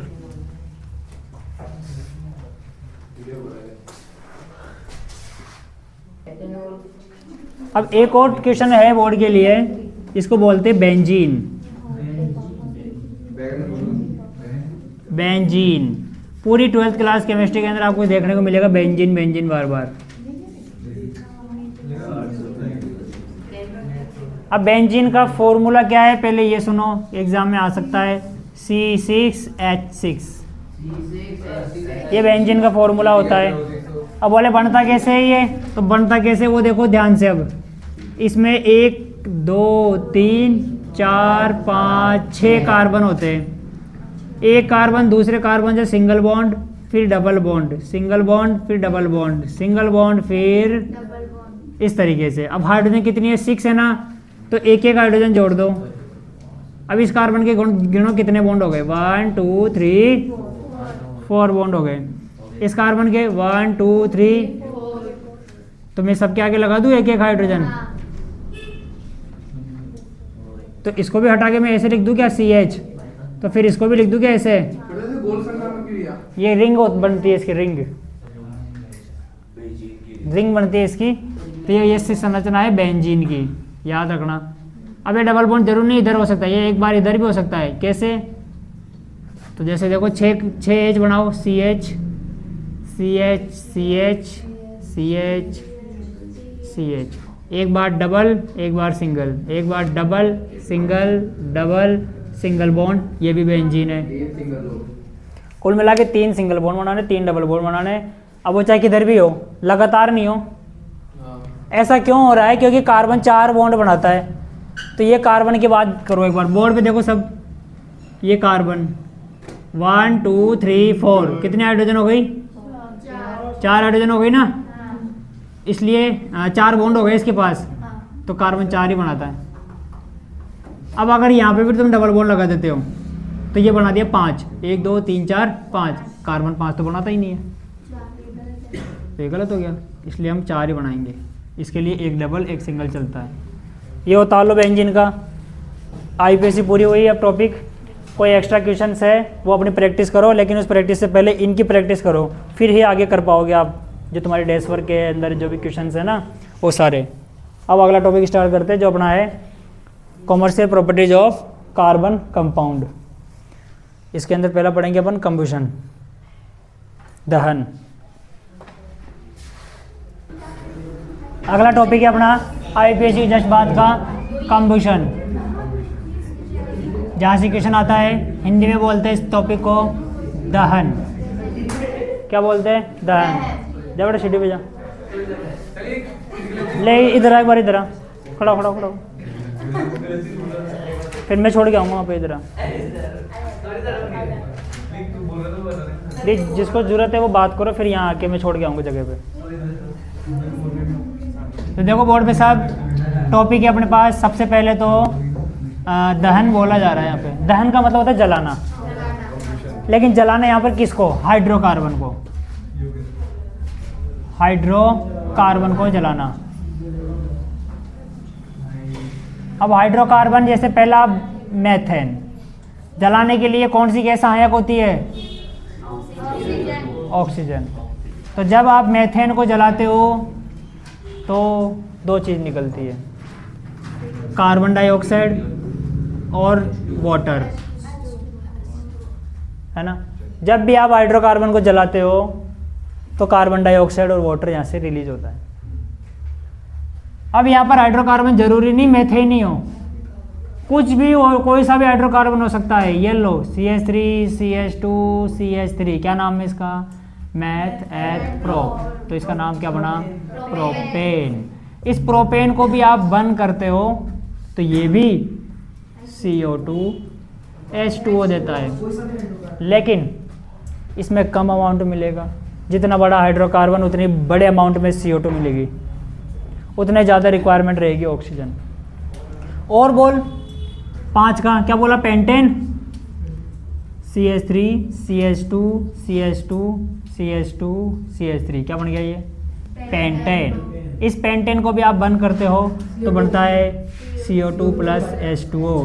तो रिएक्शन समझ में आ गई आपको कि कभी भी हाइड्रोकार्बन को जलाते हैं in the presence of air या ऑक्सीजन तो they gives carbon dioxide and water, है ना। उतार लो इस चीज़ को फटाफट। नाम नहीं पता किसी को, नाम लिख लेना इन चीज़ों के।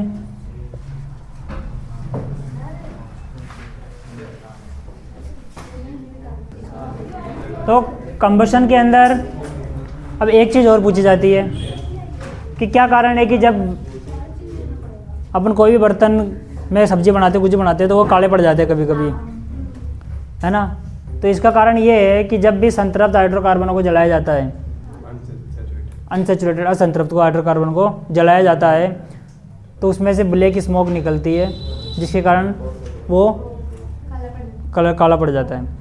अब 2 तरह की फ्लेम तुमने देखी है, एक तो गैस की फ्लेम ब्लू कलर की होती है, एक चूल्हे की लकड़ी वाली फ्लेम वो येलो कलर की होती है। गैस पे बर्तन काले नहीं पड़ते, चूल्हे पे बर्तन काले पड़ते हैं। क्यों? क्योंकि नहीं CNG बात है, अगर गैस के बर्तन भी काले पड़ेंगे अगर ये एक चीज़ हो जाए तो। कौन सी चीज़? तो जब भी जो भी मटेरियल, जो भी फ्यूल जल रहा है, चाहे फ्यूल लकड़ी हो चाहे फ्यूल गैस हो, जो भी फ्यूल जल रहा है, अगर उसको ऑक्सीजन की सप्लाई सही से मिल रही है तो वो क्लीन फ्लेम देगा। अगर उसको ऑक्सीजन की सप्लाई सही से नहीं मिल रही तो वो येलो फ्लेम से जलेगा। अब क्लीन फ्लेम मतलब ब्लू फ्लेम, अगर ऑक्सीजन सही मिल रही है उसको, जैसे गैस के अंदर कई बार कचरा आ जाता है तो कचरे के कारण वो नीली ज्वाला से पीली ज्वाला थोड़ी थोड़ी देने लग जाता है, जिससे बर्तन गैस पे भी थोड़े थोड़े काले पड़ने लग जाते हैं। इसका कारण क्या समझा तुमने कि गैस को ऑक्सीजन सही से नहीं मिल रही, उसका जो क्या बोलते हैं उसको अपन ऊपर रखते हैं ना, गैस के ऊपर गोल गोल रिंग आती है ना स्टोन, तो उसके जो होल्स है उसमें कचरा आ गया होगा ताकि ऑक्सीजन उसको अंदर नहीं मिल पा रही है। तो या तो उसको साफ़ करो ताकि ब्लू ज्वाला वापस मिलने लग जाए। तो समझा तुमने कि ब्लू फ्लेम कब मिलती है और येलो फ्लेम कब मिलती है? जब ऑक्सीजन सप्लाई अच्छे से जा रही हो गैस में तो ब्लू फ्लेम, जब ऑक्सीजन सप्लाई कम जा रही हो तो येलो फ्लेम, और भी कम जा रही है तो बर्तन को भी काला कर देगा वो, जैसे कि लकड़ी वाला बर्तन। तो इसके अंदर टॉपिक हो चुका है। अब आगे चलते हैं। ऑक्सीडेशन अगला टॉपिक है। कंबशन में 3 रिएक्शन करवा दी और ये बात बोल दी अब मैंने आपको, कौन सी बात, कि बर्तन काले क्यों पड़ते हैं। आंसर छोटा सा क्या लिखोगे कि ऑक्सीजन सप्लाई अच्छे से नहीं होने के कारण बर्तन काले पड़ते हैं, क्योंकि ज्वाला का रंग पीला हो जाता है। डन। फ्लेम का रंग कलर येलो हो जाता है। अगला टॉपिक लेते हैं अपन ऑक्सीडेशन। डाल लिए। ऑक्सीडेशन हिंदी में बोलेंगे ऑक्सीकरण। ऑक्सीकरण। ऑक्सीकरण में आपसे क्या पूछता है, एक रिएक्शन अपने पास दी हुई है एथेनॉल का ऑक्सीडेशन, CH3CH2OH। क्या नाम बोलो? मैथ एथ ऑल एथेनॉल। एथेनॉल का ऑक्सीडेशन करवाएंगे तो देखो इसमें आपको डालना पड़ेगा या तो KMnO4 या K2Cr2O7। ये ऑक्सीडाइजिंग एजेंट होता है, ऑक्सीकारक होता है, जो ऑक्सीजन की संख्या को बढ़ा देता है। इस तरीके से ये जो एथेनॉल है इसको KMnO4 डालने के बाद ये एथेनोइक एसिड में कन्वर्ट हो जाता है, CH3COOH। तो इतना तो सेम ही था। देखो एक ऑक्सीजन OH भी था, खाली बीच में एक ऑक्सीजन आ गया और हाइड्रोजन निकल गया। तो यही तो है ऑक्सीडेशन। क्या है? ऑक्सीजन का जुड़ना, हाइड्रोजन का निकलना। हाइड्रोजन 2 थे ना, कितने बचे? कुछ भी नहीं बचे। और ऑक्सीजन एक ही था, ऑक्सीजन एक और हो गया। तो ऑक्सीजन का बढ़ना, हाइड्रोजन का निकलना, इसी अभिक्रिया को कहते हैं ऑक्सीडेशन। तो क्वेश्चन के एग्जाम में क्या आएगा बोले? अब तो क्वेश्चन एग्जाम में आएगा कि या तो ये साफ कर देगा क्वेश्चन मार्क, यहाँ पे क्या बनेगा। तो आपको याद होना चाहिए इसके लिए कि एथेनॉल का ऑक्सीकरण करवाया जा रहा है। ऑक्सीकरण के लिए अपन O भी लिख सकते हैं, जो बताता है कि ऑक्सीकरण हो रहा है। तो एक्शन में क्वेश्चन करेंगे तो आंसर क्या लिखोगे आप यहाँ पे? CH3COOH। इसका नाम भी लिख देना ethanoic acid, ethanoic acid, ethanoic अम्ल। और जब इस चैप्टर की स्टार्टिंग की थी तो मैंने आपको इसका असली नाम भी बताया था, एक जिसका नाम था एसिटिक एसिड, एसिटिक अम्ल। क्लियर है? ये टॉपिक भी पूरा हो गया जिस टॉपिक का नाम था ऑक्सीकरण। यानी कि एक लाइन लिख देते अपन यहाँ पर जो आपको याद रहे। उपरोक्त अभिक्रिया में, मैं बोल देता हूँ तुम लिख लेना, उपरोक्त अभिक्रिया में एथेनॉल का ऑक्सीकरण KMnO4 की उपस्थिति में करवाया जाता है तो एथेनोइक अम्ल प्राप्त होता है। यह ऑक्सीकरण अभिक्रिया होती है एथेनॉल की, कि when ethanoic acid is oxidize in presence of KMnO4 it convert into ethanoic acid. When ethanol oxidize in presence of KMnO4 it convert into ethanoic acid. ये लाइन आप इसमें लिख देना। ये चैप्टर बेटा 12th की स्टार्टिंग आपको एक झलक दिखाती है, 11-12 की स्टार्टिंग की। हाँ, मैंने क्या कहा था कि इस कार्बन वाले चैप्टर की एक बुक है आपके पास 11th क्लास में और 12th क्लास में, एक किताब बन जाएगी इस चैप्टर की पूरी। देखो बोर्ड पे अगला टॉपिक है इसी चैप्टर में ऑक्सीडेशन के अगला, इसका नाम है असंतृप्त हाइड्रोकार्बन से संतृप्त हाइड्रोकार्बन बनाना है, यानी कि unsaturated hydrocarbon to saturated hydrocarbon. अब मैंने बताया था आपको अनसैचुरेटेड का मतलब डबल बॉन्ड, सैचुरेटेड का मतलब सिंगल बॉन्ड, यानी कि डबल बॉन्ड से कन्वर्ट कर रहे हैं सिंगल बॉन्ड में, है ना। यानी कि double bond to single bond. देखो बोर्ड पे, कार्बन डबल बॉन्ड कार्बन, और ये long chain of hydrocarbon, long chain of hydrocarbon. ये आर क्या है रे? आर क्या है? R is long chain of hydrocarbon, यानी कि हाइड्रोकार्बन की लंबी श्रृंखला, ये आर है। अब लंबी श्रृंखला जैसे कि CH2 CH2 CH2 चलता जा रहा है, चलता जा रहा है, चलता जा रहा है, चलता जा रहा है। आई बात समझ में? तो ये क्या है? अनसैचुरेटेड। अब सुनो रिएक्शन क्या है इसमें। जब भी अनसैचुरेटेड हाइड्रोकार्बन के अंदर आपने हाइड्रोजन के साथ में निकेल डाल दिया, निकेल एक एलिमेंट होता है, मेटल होता है, जो आप 11वीं क्लास में पढ़ोगे, है ना, धातु होती है, धातु जिसको बोले अपन मेटल। तो जब भी आप अनसैचुरेटेड का रिडक्शन करवाते हो इन प्रेजेंस ऑफ निकेल, तो ये बदल जाता है सैचुरेटेड के अंदर। इंग्लिश के अंदर बोलेंगे अपन, नहीं पहले तुम ही झुक दे। तो कितनी तेज आवाज़ लगा के ऐसा, फिर भी कोई नहीं ऐसा तेरे को सुन के। बस फिर 2 कार्बन 2 बॉन्ड है ना यहाँ पे। ये हाइड्रोजन क्या करेगा? एक कार्बन के पास इधर और एक इस कार्बन के पास।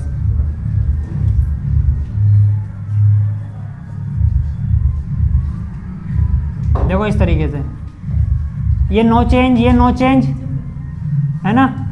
अब यहाँ पर डबल बॉन्ड से कन्वर्ट हो जाएगा सिंगल बॉन्ड में, और ये 2 हाइड्रोजन है ना, ये एक चल जाएगा इस कार्बन के पास, एक इस कार्बन के पास, यानी कि आप सीधे सीधे लगा दो CH। तो ये बन गया अनसैचुरेटेड से सैचुरेटेड। अब मैं इसको हटा दूँ, अनसैचुरेटेड से सैचुरेटेड।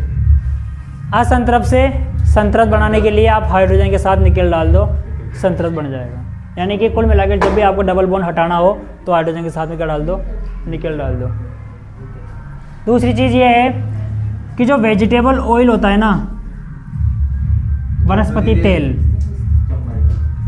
वनस्पति तेल, इस वनस्पति तेल में आपने हाइड्रोजन डाल दिया निकेल के साथ में, तो ये बन जाता है वेजिटेबल घी, जिसको आप डालडा घी बोलते हो, जिसमें पेटीज बनती है। पेटीज जो खाने के बाद गले पे चिपक जाती है। पेटीज तेल में थोड़ी तलते हो, डालडा घी में तलते हैं, जो तेल से भी सस्ता होता है। वनस्पति तेल कैसे बना? वनस्पति घी, जब वनस्पति तेल जो कि क्या होता है? अनसैचुरेटेड होता है। ध्यान से रखना इसको। अब ये छोटा सा क्वेश्चन बन जाएगा आपके एग्जाम में कि वनस्पति तेल संतृप्त होता है या असंतृप्त? तो असंतृप्त होता है। वनस्पति घी संतृप्त, जिसको आप डालडा घी देखिए कि कभी आपने, पीली पीली थैली में आता है ये घी। हाइड्रोजन के साथ निकेल डाल दो, वेजिटेबल घी बन जाता है। तो ये भी क्या होता है? असंतृप्त से बन जाता है संतृप्त। इंग्लिश में क्या बोलेंगे इसको? कि अनसैचुरेटेड से कन्वर्ट हो जाता है सैचुरेटेड में। ये भी सेम प्रोसेस होता है, लेकिन इसका नाम वेजिटेबल तेल ऑयल, और ये वेजिटेबल घी बन जाता है। तो ये भी छोटा सा क्वेश्चन एग्जाम में बन जाएगा, इसको भी आप उतार लेना। वेजिटेबल ऑयल में हाइड्रोजन निकल डालेंगे, वेजिटेबल घी बन जाएगा। ये असंतृप्त होता है, ये संतृप्त होता है। इंग्लिश में बोलेंगे सैचुरेट, अनसैचुरेटेड, विच, और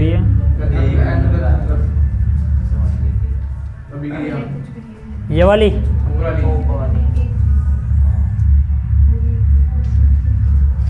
ये तो आपसे पूछेगा कि आंसर पूरा बनाओ, और ये बना के बतानी पड़ेगी आपको।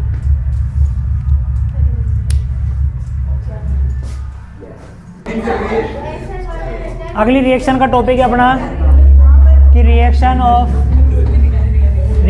Of ethanol with metal. और मेटल भी कौन सा यहाँ पे लिया जा रहा है? Sodium metal, Na। हिंदी में लिखेंगे अपन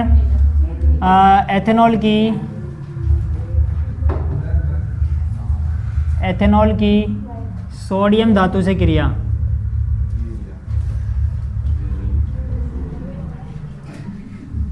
अब देखो क्रिया क्या है यहाँ पर, रिएक्शन क्या हो रही है, तो देखो इथेनॉल बनाओ पहले तो CH3 CH2OH, इसमें आपको डालना है सोडियम, यानी इसकी रिएक्शन आप करवा दो Na से। तो यहाँ पर आपको लेने 2 सोडियम के एटम, तो ये क्या बना लेगा CH3 CH2O और Na चल जाएगा यहाँ पे ONA, Na plus O minus, और ये जो हाइड्रोजन है ये अलग हो जाएगा। अब दूसरी बात, यहाँ पे 2 Na है ना, तो ये भी 2 बार लेना पड़ेगा, ताकि एक Na एक बार जुड़ेगा, पूरा 2 बार है तो 2 बार Na इससे जुड़ जाएगा। यहाँ से एक में से एक हाइड्रोजन निकलेगी तो 2 में से 2 हाइड्रोजन यानी कि H2, इसको बोलते हैं बैलेंस अभिक्रिया, संतुलित रिएक्शन। समझ गए बात को। CH3 CH2OH में 2 सोडियम डालेंगे, मतलब सब जगह 2 लगेगा, 2 और 2 और ये भी H2 2, तो इसको अपन क्या बोलेंगे, देखो एथोक्साइड और सोडियम वाला, तो इसको बोलेंगे सोडियम एथोक्साइड। अभी क्या है वीडियो बना तो इसलिए सारी करवा देते हैं। एथोक्साइड सोडियम, क्योंकि साबुन में डायरेक्ट ये काम आएगी। अब अगला जो टॉपिक रहेगा नेक्स्ट CH3 CH2ONA में ये डायरेक्ट काम आएगी वहाँ पे। लंबी कार्बन श्रृंखला के सोडियम लवण है ये, तो सोडियम सोल्ट भी बोलेंगे अपन इसको, लवण, क्योंकि प्लस माइनस आ गया तो सोल्ट भी बन गया ये। इंग्लिश हिंदी में नाम सेम रहेगा, sodium ethoxide.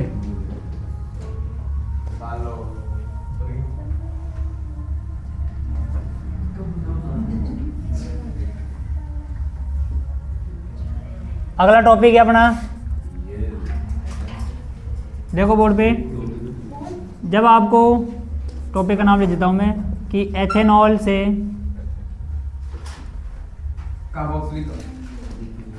Ethanol to ethene,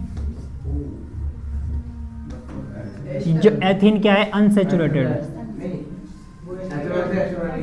unsaturated. English में बोलेंगे अपन इसको, हिंदी में बोलेंगे एथेनॉल से एथीन, और एथीन क्या है, असंतृप्त। तो एथेनॉल से एथीन बनाने की रिएक्शन है आपकी बार, तो इसको समझो। एथेनॉल लिखो पहले CH3 CH2OH, जब इसमें आप सल्फ्यूरिक एसिड डाल दोगे H2SO4, और वो भी कौन सा, कंसंट्रेशन, कंसंट्रेशन मतलब प्योर यानी कि सांद्र, तो सांद्र H2SO4 इसके अंदर डाल देंगे ना अपन, तो देखो क्या होगा, ये OH है ना, देखो CH2 CH2OH, ये इधर लग रहा है, मैं इसको नीचे ले आऊँ कोई दिक्कत, CH2 से OH सीध में था, मैं इसको इधर से नीचे जोड़ दूँ कोई दिक्कत नहीं। 3 हाइड्रोजन थी, 1 हाइड्रोजन ऐसे लगा दूँ, ठीक है, और अब ये निकल गया। 3 हाइड्रोजन थी ना कार्बन के पास, एक को मैं ऐसे शो कर लेता हूँ बाहर निकाल के, तो अब देखो 2H और H, H2O, तो क्या निकल गया यहाँ से, H2O प्लस, अब जो प्रोडक्ट बनने वाला है वो देखो CH2 CH2 CH2 CH2, ये दोनों बॉन्ड नीचे थे, एक बॉन्ड तो सिंगल है ही, एक बॉन्ड यहाँ से फ्री हो गया और दोनों के दोनों जुड़ गए बीच में। अब इस कार्बन से ये दोनों थे ना नीचे, दोनों के दोनों यहाँ पे जुड़ गए, तो डबल बॉन्ड बन गया, ठीक है, और ये बन गया मैथ एथीन। ऐसी रिएक्शन देखने को मिलेगी जब आप गलती से साइंस ले लेते हो। CH3 CH2OH, OH आ जाएगी नीचे, और CH3 में से भी एक हाइड्रोजन आ जाएगी नीचे, तो H और OH H2O। अब CH2 CH2 ये रहा, सिंगल बॉन्ड भी है रहा, और ये दो एक एक बॉन्ड फ्री कर दिया ना, ये दोनों एक एक बॉन्ड जुड़ जाएंगे बीच में और ना बन जाएगा एथीन। हो गई। अब अगला जो टॉपिक है ना वो वेरी इंपॉर्टेंट है, एस्टर। बिल्कुल नहीं, आज ही करेंगे उसको भी। तो अगला टॉपिक है अपना एस्टर, और बोर्ड के लिए मैंने बताया भी आपको इम्पोर्टेंट टॉपिक है ये। अब पहली बात, कि एस्टर बनता कैसे है। तो एस्टर बनाने की रिएक्शन, तो अभिक्रिया सुनाओ इसकी। रिएक्शन क्या है? एथेनॉल की रिएक्शन CH3CH2OH, एथेनॉल की reaction acetic acid, acetic acid यानी कि CH3COOH। मैंने इसको उल्टा क्यों लिखा? सीधा कैसे लिखते हैं CH3COOH, तो इसको उल्टा लिख दिया, नो प्रॉब्लम। No problem. अब ऐसा क्यों किया? क्योंकि यहाँ से देखो OH और H ये अलग हो रहे हैं यहाँ पे, इसलिए बेसिकली यहाँ से लेते हैं अपन H और यहाँ से लेते हैं OH बेसिकली। बन जाएगा फिर तो हाँ, H2O रिलीज हो जाता है ना। यहाँ पर इसको थोड़ा सा हीट भी किया जाता है, गर्म भी किया जाता है। तो देखो क्या निकल जाएगा, CH3CH2 CH3CH2O O CO CH3 CO CH3। देखो कैसे बना, दोबारा देखो CH3CH2O यहाँ तक O तक कर लिए, फिर CO CH3 CO। अब ये जो O है वो डबल बॉन्ड के साथ कार्बन से जुड़ा हुआ है, वो यहाँ शो हो रहा है। तुम चाहो तो नहीं भी लगा सकते, कोई दिक्कत नहीं। CH3 CO CH3 ऐसे भी लिख सकते हो, नो प्रॉब्लम। ठीक है। और इसको चाहो तुम और भी इजी बना सकते हो, CH3 CH2 COO CH3, ये दोनों के दोनों है एस्टर।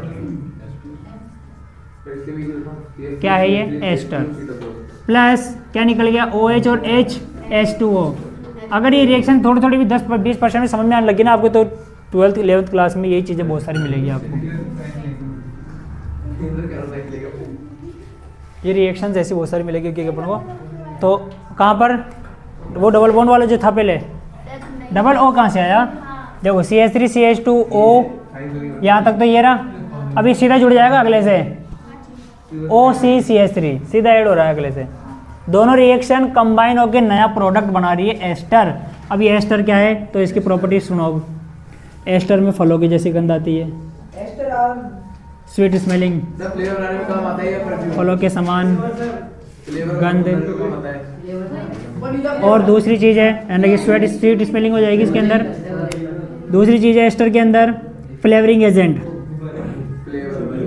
कि फ्लेवरिंग एजेंट एस्टर ही होता है। तीसरी चीज़ है इसके अंदर परफ्यूम में एस्टर डाला जाता है खुशबू के लिए, परफ्यूम बनाने में किसका उपयोग किया जाता है? एस्टर का। समझा की बात? तो आपके एनसीईआरटी टॉपिक के अंदर आप देख रहे हो रिएक्शन के नीचे, esters are sweet smelling substance, these are used in making perfumes and as a flavoring agent. On treating with sodium hydroxide which is alkali, the ester is converted back to alcohol and sodium salt of carboxylic acid. This reaction is known as sponification. इसको अपन अलग topic में करेंगे saponification को। ठीक है, तो ये चीज़ें आप याद रखना इसके अंदर। एस्टर का यूज़ परफ्यूम बनाने में, फ्लेवरिंग एजेंट में, और स्वीट स्मेलिंग फलों के समान गंध आती है इसके अंदर। तो ये ऑप्शनल क्वेश्चन आ सकता है। रिएक्शन पूछे तो रिएक्शन ऐसे करनी है। बता दिया मैं तुम्हारे को, बोर्ड के लिए इंपॉर्टेंट टॉपिक था एस्टर। ओके, अब जहाँ तक टॉपिक हो गया था उसके आगे एक क्वेश्चन लिखो सब। और क्वेश्चन ये है कि एसिटिक अम्ल के कितने % विलयन को सिरका कहा जाता है? एसिटिक अम्ल के कितने % विलयन को सिरका कहा जाता है? विलयन को सिरका कहा जाता है। How much % of acetic acid called vinegar?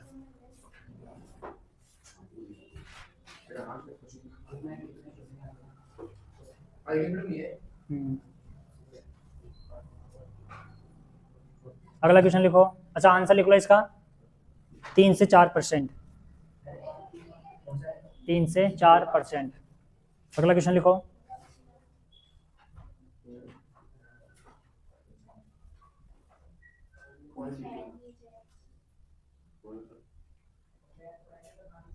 अगला क्वेश्चन लिखो।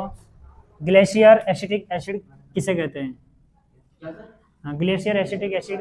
रुक जाओ, किसे कहते मत लिखना। ग्लेशियर एसिटिक एसिड क्यों कहा जाता है? ऐसे लिखो, मैं मैसेज करूंगा शाम को। ग्लेशियर एसिटिक एसिड क्यों कहा जाता है?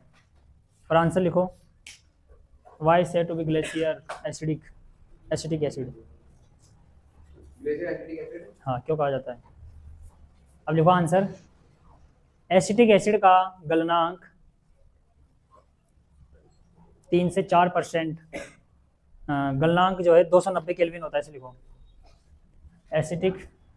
एसिटिक एसिड का गलनांक 290 केल्विन होता है, यानी कि melting point of acetic acid is 290 kelvin. 290 kelvin होता है। केल्विन मतलब के? नहीं, वो तब तक नहीं जाएगा जब तक वो याद नहीं कर ले। ला सुना दे, आजा उस बोर्ड पे खड़ा हो जा। 0.6 रिपीट करते उसको। आज मैं फोन करूंगा पापा को तेरे। रिकॉर्ड हो रही है तभी तो। अब तो भी सामने बुलाऊंगा, अभी तू भी आजा। अच्छा, क्या लिखा आपने? एसिटिक अम्ल का गलनांक 290 केल्विन होता है। Melting point of acetic acid is 290 kelvin. तो 0 डिग्री सेल्सियस में कितने केल्विन होते हैं? 0 डिग्री सेल्सियस में 273 केल्विन होते हैं। 9th क्लास में पढ़ा था तुमने। बस 0 डिग्री सेल्सियस पर कितने होते हैं? 273 केल्विन। अब आपको दे दिया 290 केल्विन, है ना? माइनस करो, दिखा कितना बच रहा है? 77, 80, 90, 17 डिग्री सेल्सियस। और 17 डिग्री सेल्सियस सर्दियों के दिनों में होता है, यानी कि जो एसिटिक एसिड है ना, वो 17 डिग्री टेम्परेचर पर जम जाता है। कितने डिग्री सेल्सियस पर? 17 डिग्री सेल्सियस। इसलिए सर्दियों के दिनों में एसिटिक एसिड जम जाता है, गर्मियों में नहीं जमता। तो जम जाने के कारण ही इसका नाम ग्लेशियर एसिटिक एसिड होता है। ग्लेशियर होते हैं बर्फ, जम जाने के कारण ही।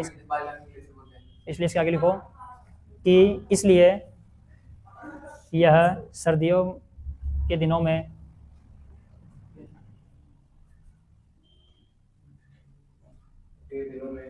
17 डिग्री सेल्सियस या उससे कम तापमान पर ही जम जाता है, या उससे कम तापमान पर ही जम जाता है। तो ये अपनी जो लाइन लिखी है 17 डिग्री सेल्सियस या उससे कम या अधिक, उससे कम तापमान पर यह जम जाता है। तो 17 डिग्री पर तो ये पिघल रहा है, तो अपन क्या करना है? 17 डिग्री सेल्सियस, इसके बाद बोल आगे उससे कम तापमान पर। तो या हटा दे, 17 डिग्री सेल्सियस से कम तापमान पर, उस भी हटा दे, से सही है। तो लाइन बन रही है 17 डिग्री सेल्सियस से कम तापमान पर यह जम जाता है, यानी कि it freeze below 70 degree Celsius temperature, that is room temperature almost. कमरे का तापमान भी तो यही होता है, आप जिस रूम में बैठे हो वो भी 15 से 17 डिग्री सेल्सियस पर, यह भी प्रेजेंट टाइम पे। तो सर्दियों में तो 17 डिग्री सेल्सियस से भी कम तापमान होता है, जिसके कारण ये एसिटिक अम्ल जम जाता है। समझ गए की बात? इसलिए इसको ग्लेशियर एसिटिक एसिड कहते हैं। तो क्या लिखा आपने? लास्ट लाइन आपकी, जम जाता है, इसलिए इसे लिख लो आगे, इसलिए इसे ग्लेशियर एसिटिक एसिड कहा जाता है। So it is called glacier acetic acid because it freeze at below 17 degree Celsius in winters. अगला क्वेश्चन लिख लेना कि खनिज अम्ल का नाम बताइए। खनिज अम्ल का नाम बताइए। What is mineral acid? इसका आंसर है sulphuric acid, hydrochloric acid, sorry. हाँ, खनिज अम्ल का नाम बताइए। ठीक है, तो मिनरल एसिड, आपका मिनरल एसिड का नाम लिख लिया आपने, हाइड्रोक्लोरिक एसिड। और सल्फ्यूरिक एसिड भी होता है खनिज अम्ल, H2SO4। ठीक है, खनिज अम्ल का नाम बताइए, तो इसका आंसर आ जाएगा हाइड्रोक्लोरिक एसिड HCl और H2SO4 सल्फ्यूरिक एसिड, ये दोनों होते हैं। अब अपन शुरू करते हैं साबुन वाली रिएक्शन। अगला टॉपिक अपना देखो, अब टॉपिक स्टार्ट करते हैं तो चैप्टर खत्म कर देते हैं एक बार में। साबुनीकरण, जिसके पास नोट्स नहीं है वो नोट्स की फोटोकॉपी करवा लेना है, नोट ले लेना आगे, या ये जो बच रहा है वो लिख लेना। और साबुनीकरण, स्पोनिफिकेशन, स्पोनिफिकेशन देखो इसमें क्या होता है साबुनीकरण स्पोनिफिकेशन के अंदर कि CH3COOH, क्या नाम है इसका? मैथ एथ एसिटिक एसिड, एथेनोइक अम्ल। इसकी रिएक्शन अपन करवाएंगे NaOH से। तो NaOH से कराएंगे तो हम जानते हैं कि अम्ल और क्षार, NaOH एक बेस है, एसिड और बेस, अम्ल और क्षार मिलकर लवण और जल, सॉल्ट और वाटर इंक बनाते हैं, सॉल्ट और वाटर। तो CH3 CH3 और यहाँ से जाएगा Na प्लस OH और H2। तो देखो एसिटिक एसिड की रिएक्शन क्षार से कराएंगे तो हमारे को मिलेगा लवण और जल, सॉल्ट और वाटर। यहाँ पे जो लवण मिल रहा है देखो COO माइनस Na प्लस, है ना। इस रिएक्शन के द्वारा साबुन तैयार किया जाता है, इसलिए इस रिएक्शन को साबुनीकरण अभिक्रिया बोलते हैं। Okay, we prepare soap from this reaction, so this reaction is called saponification reaction. So यहाँ पर CH3 Na प्लस है ना। अब आप एक बात बताओ, ये CH3 जो शुरुआत में था वो यहाँ पे भी आ गया ना। अब मैं एक बात बताऊँ कि इसको मैं कितना ही बड़ा कर दूँ, इसको मैं ये कर दूँ CH3 CH2 CH2 CH2 COOH, तो भी आंसर में ये वापस यहाँ पे आ जाएगा, यानी कि इससे कोई चेंज ही नहीं हो रहा यहाँ पर। इसलिए में साबुन इसी प्रकार से तैयार किया जाता है कि यहाँ पर C17 या C15 लंबी कार्बन श्रृंखला ली जाती है और COOH लिया जाता है, 17 कार्बन 15 कार्बन तक लिए जाते हैं और यहाँ पे सोडियम लवण बन जाता है C17H35 COONA। ये बन गया साबुन का फॉर्मूला C17H35 COONA, जिनके लिए लिखा हुआ नोट्स में एडिट कर लो। C17H35 COONA ये साबुन का सूत्र है, सोप फॉर्मूला। इसी तरीके से C15 और H31 भी होता है, C15 H31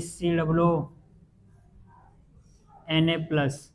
साबुन दो टाइप के होते हैं, सोडियम वाले साबुन और पोटेशियम वाले साबुन। दो टाइप के होते हैं, सोडियम के साबुन और पोटेशियम के साबुन। यहाँ पर ये क्या लिया जा रहा है, सोडियम, लेकिन यहीं पर अगर आप इसमें लेते हो KOH तो ये बना लेगा बोर्ड पे देखो COO K plus CO minus, यानी कि आप KOH लेते हो तो CH3 COO माइनस और K प्लस बनाते हो। इसको बोलेंगे पोटेशियम सोप। क्या बोलेंगे, पोटेशियम सोप। ये पोटेशियम सोप जो है ये नहाने वाले साबुन आते हैं जो मुलायम होते हैं, मृदु होते हैं। और ये जो सोडियम सोप है कपड़े धोने वाले जैसे ओसवाल बनता है ना, वो इससे बनता है। और जो पोटेशियम वाला होता है वो उससे बनते हैं नहाने वाले साबुन। समझ गए बात को? नहाने के KOH से बनते हैं।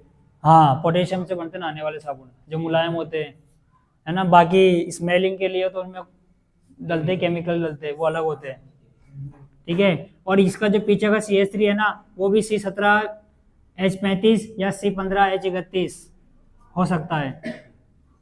समझ गए बात को? मतलब कि ये CH3 है ना, इसको अपन C17 C17 H35 COO minus K plus बोल सकते हैं। ये भी एक सोप का फॉर्मूला है। समझ गए बात को? तो K प्लस ये पोटेशियम सोप है और ये सोडियम सोप है। बन गया साबुन। अब इसका यूज करके अपन बनाएंगे मिसेल, कि साबुन किस प्रकार से झाग देता है, किस प्रकार से मिसेल काम करता है। तो करें आगे, इसको मिटान दूं मैं, कोई दिक्कत? उतार लिए ना, उतारो तो देखिए था ये उतारो फटाफट, उतारो।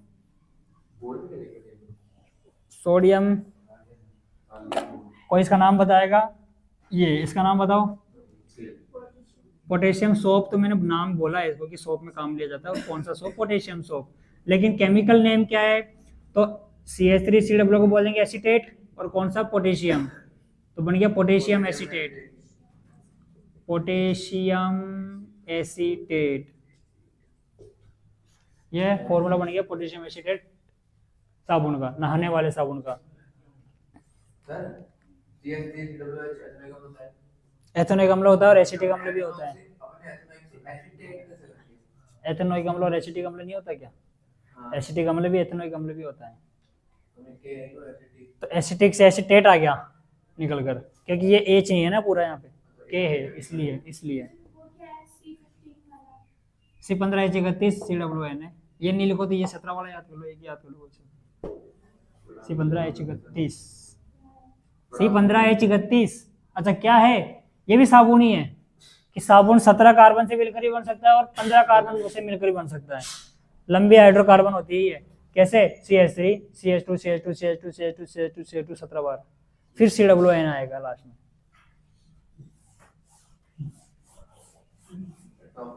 लेट्स सी मिसेल, मिसेल कैसे बनती है? मिसेल बूंद होती है। हाँ निकाल ली मिसेल। हाँ सर।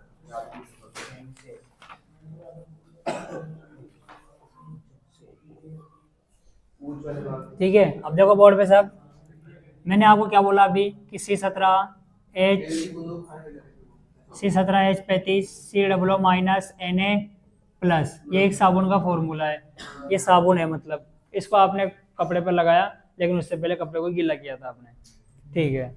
तो ये 17 कार्बन है, इस 17 कार्बन को मैं इस तरीके से बना देता हूँ 1 2 3 4 5 6 7 8 9 10 11 12 13 14 15 16 17 और लास्ट में Na plus COO minus Na plus. ये भी रिप्रेजेंट कर रहा है सोप फॉर्मूले को। किसको रिप्रेजेंट कर रहा है? ये भी सोप फॉर्मूले को। जहां पर ये जो भाग है इसका, ये जो पार्ट है, इसको बोलेंगे हाइड्रोकार्बन पार्ट।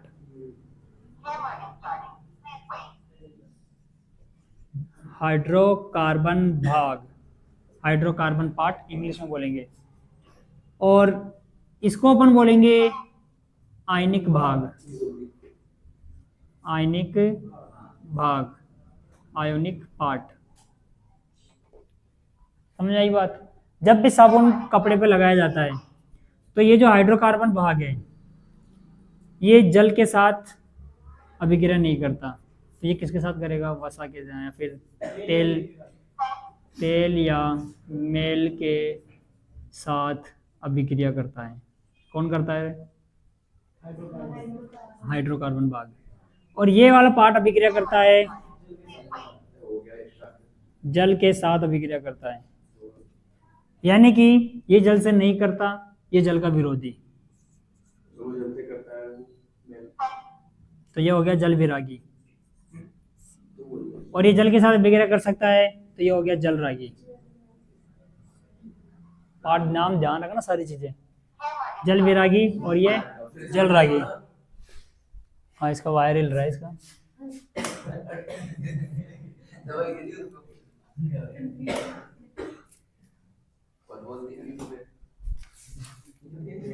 देखो आगे क्या क्या हुई यहाँ पर। अच्छा इंग्लिश में बोलेंगे हाइड्रोफोबिक, फोबिक मतलब फोबिया, फोबिया मतलब डर, तो जल से डर लगता है इसको, तो इसका नाम हो गया हाइड्रोफोबिक। और ये हाइड्रोफिलिक, इसका उल्टा। जल से डर लगता है, किसको लगता है? हाइड्रोकार्बन। क्यों, तुम्हें नहीं लगता नहाने में सर्दियों में? गर्म पानी कर लेना।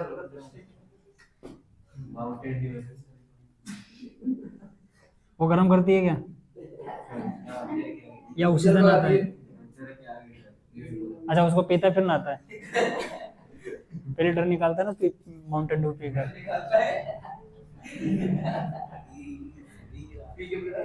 चलो अब अपन ये बता दिया तुम्हारे को मैंने कि जल के साथ अभिक्रिया कौन करेगा? आयनिक पार्ट प्लस माइनस वाला। और ये जो हाइड्रोकार्बन पार्ट है ये तेल या मेल यानी कि डर्ट या ऑयल के साथ रिएक्शन करता है। अब अपन मिसाइल बनाने जा रहे हैं। मिसाइल में यहाँ बना दूं क्या? कोई बात नहीं। देखो मान लेते हैं ये इतना इतना कपड़ा है अमन का, जो यहाँ से गंदा हो रखा है, और यहाँ पे लग रहा है ऑयल, मतलब सब्जी खाया था रात को वो डुल गई इसके ऊपर, तो सब्जी में ऑयल था, सब्जी में ऑयल था, तो ये लग गई। अब अमन ने क्या किया, इससे पहले पानी लगाया, है ना, उतारो मत पहले समझ लो, तभी तो मैं नहीं मिटान रहा इसको। अमन ने पहले पानी लगाया कपड़े पे, पानी लगाने के बाद ये साबुन लगाया। साबुन कौन सा लगाया? सोडियम वाला, यानी कि ओसवाल वाला। नहाने का मतलब है मुँह मारेगी नहीं तो सोडियम वाला लगा दिया इसने साबुन। अब सोडियम वाला साबुन या ओसवाल लगाया, तो ओसवाल साबुन क्या करेगा? ये जो इसका हाइड्रोकार्बन भाग है ये तेल के साथ जुड़ जाएगा इस तरीके से, और ये जो बाहर है ना इसको मैं बोल देता हूँ Na+, ये आयनिक भाग बाहर है। तो देखो ऑयल के साथ तो जुड़ रहा है कौन सा? हाइड्रोकार्बन भाग। ये एक जुड़ा है, इसी तरह से ये सारे जुड़ जाएंगे। तो क्वेश्चन 1 नंबर में पूछे मिसाइल की संरचना बनाओ, तो बस ये बन गई, इसमें क्या कोई बड़ी बात थोड़ी है, ये तो क्वेश्चन ही बना देगा। साबुन का कपड़ा बनाने के लिए भी और सारे सामान आकृति बनाने से भी बोल हाँ, ये अपन जगह के अनुसार एडजस्ट कर रहे हैं अभी। तुम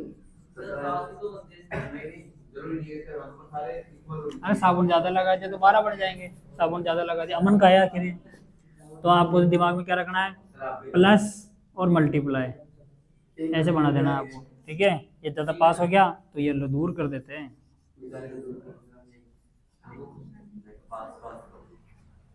ज्यादा बड़ा बना दिया। सुनो अब ध्यान से, अब क्या होगा, शुरुआत देखो क्या की थी अपन ने, कपड़ा गीला किया, ऑयल पे साबुन लगाया, साबुन के अंदर जो हाइड्रोकार्बन पार्ट है ये इस ऑयल को घेर लिया चारों तरफ से। अब बता, घेर लिया ना, है ना,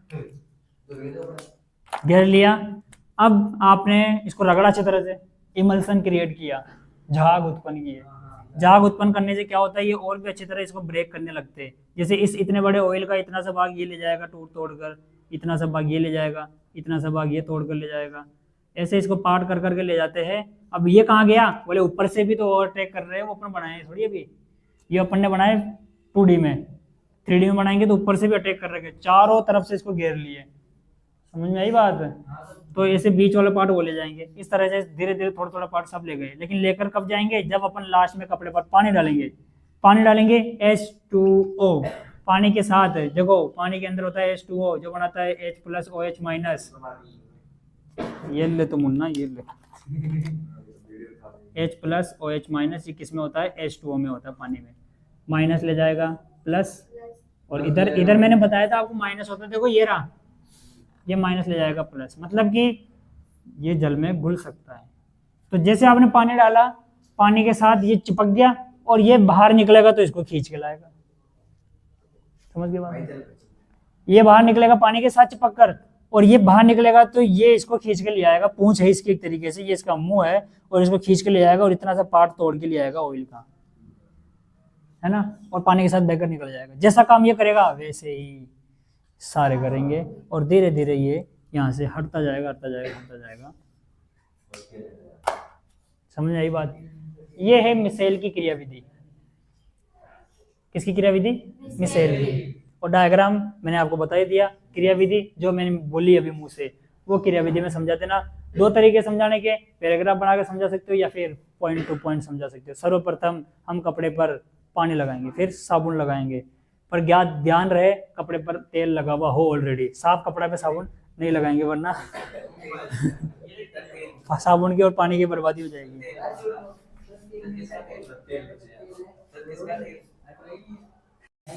देखो लास्ट टॉपिक है इस चैप्टर का, साबुन और अपमार्जक। सोप और डिटर्जेंट में डिफरेंस। क्वेश्चन ये आएगा, साबुन अपमार्जक में 3 अंतर लिखे, ठीक है। तो ध्यान से समझना, ये साबुन है और ये अपमार्जक है, यानी कि ये सोप है और ये डिटर्जेंट है।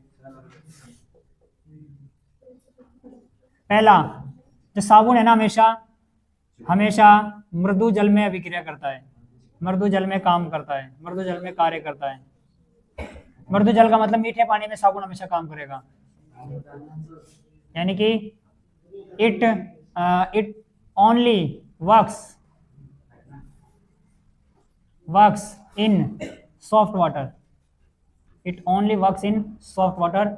और यहाँ पर लिखेंगे अपमार्जक मृदु व कठोर दोनों जल में कार्य करता है, दोनों तरह के जल में कार्य करता है। मुंह से बोल रहा हूँ, शब्द समझ में नहीं आ रहे तो जल्दी जल्दी लिख रहा हूँ इसलिए।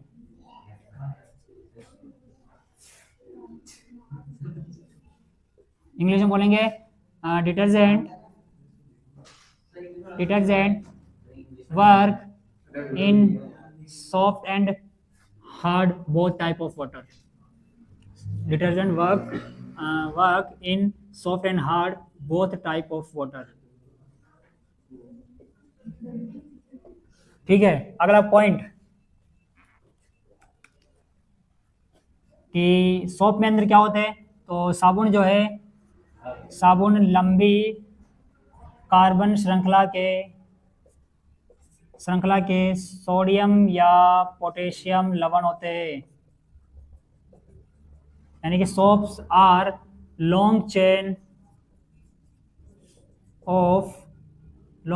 ऑफ हाइड्रोकार्बन विथ सोडियम और पोटेशियम सॉल्ट। इसके अंदर लिखेंगे जो अपमार्जक होते हैं, अपमार्जक लंबी कार्बन श्रृंखला के ये होते हैं अमोनियम या दो चीज आती है इसमें, सल्फोनिक लवण, अमोनियम या सल्फोनिक लवण होते हैं। हाँ, जो क्लोराइड या ब्रोमाइड आयन के होते हैं, ये थल आयन है उसमें। तो अपमार्जक लंबी कार्बन श्रृंखला के अमोनियम या सल्फोनिक लवण होते हैं, यानी कि detergent are long carbon chain of ammonium और सल्फोनिक सॉल्ट।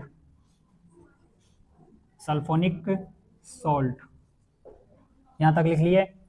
ये दूसरा काम हो गया इसका। तीसरा काम हो गया क्या?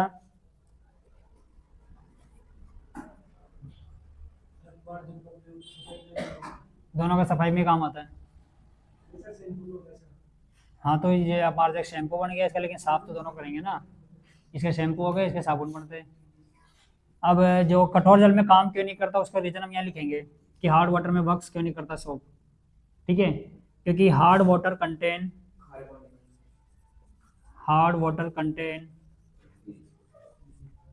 Calcium and magnesium salt that do not allow to work soap with water। लिख लेना, फिर समझ लेना क्या है। यानी कि हार्ड वाटर में, यानी कठोर जल में, हिंदी में बोलेंगे कि कठोर जल में कैल्शियम व मैग्नीशियम के आयन होते हैं जो सोडियम या पोटेशियम वाले साबुन को वर्क करने नहीं देते,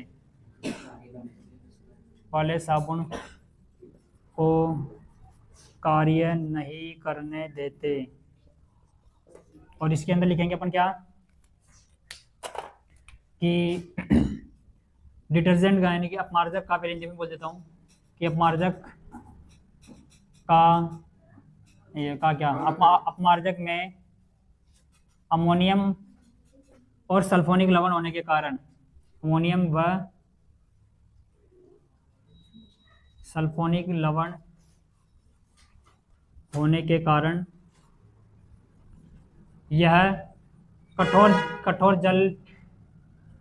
जल के कैल्शियम या मैग्नीशियम से अप्रभावित रहता है। हाँ, अप्रभावित रहता है। यानी कि इंग्लिश में लिखेंगे detergent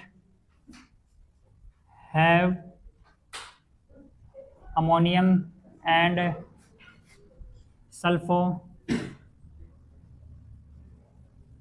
sulphonic salt which remain unchanged during reaction with calcium and magnesium ion in hard water।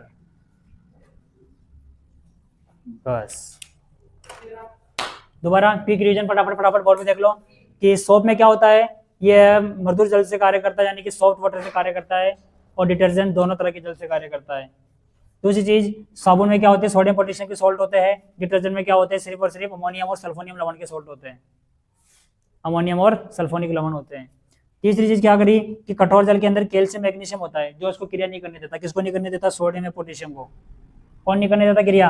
Calcium और मैग्नीशियम। इसलिए कठोर जल में ये साबुन ऐसे चिपका रहता है, पानी के साथ वापस इमल्शन क्रिएट नहीं करता, झाग नहीं बनाता। जबकि यहाँ पर क्या हो रहा है, अपमार्जक जो भी शैम्पू आपने लिया है उसके अंदर अमोनियम और सल्फोनिक सॉल्ट होते हैं। ये कठोर जल के कैल्शियम और मैग्नीशियम से अप्रभावित रहते हैं। चाहे कठोर जल में कैल्शियम हो चाहे मैग्नीशियम हो, ये इसका कुछ नहीं बिगाड़ पाएंगे सर, अमोनियम और सल्फोनिक लवण का।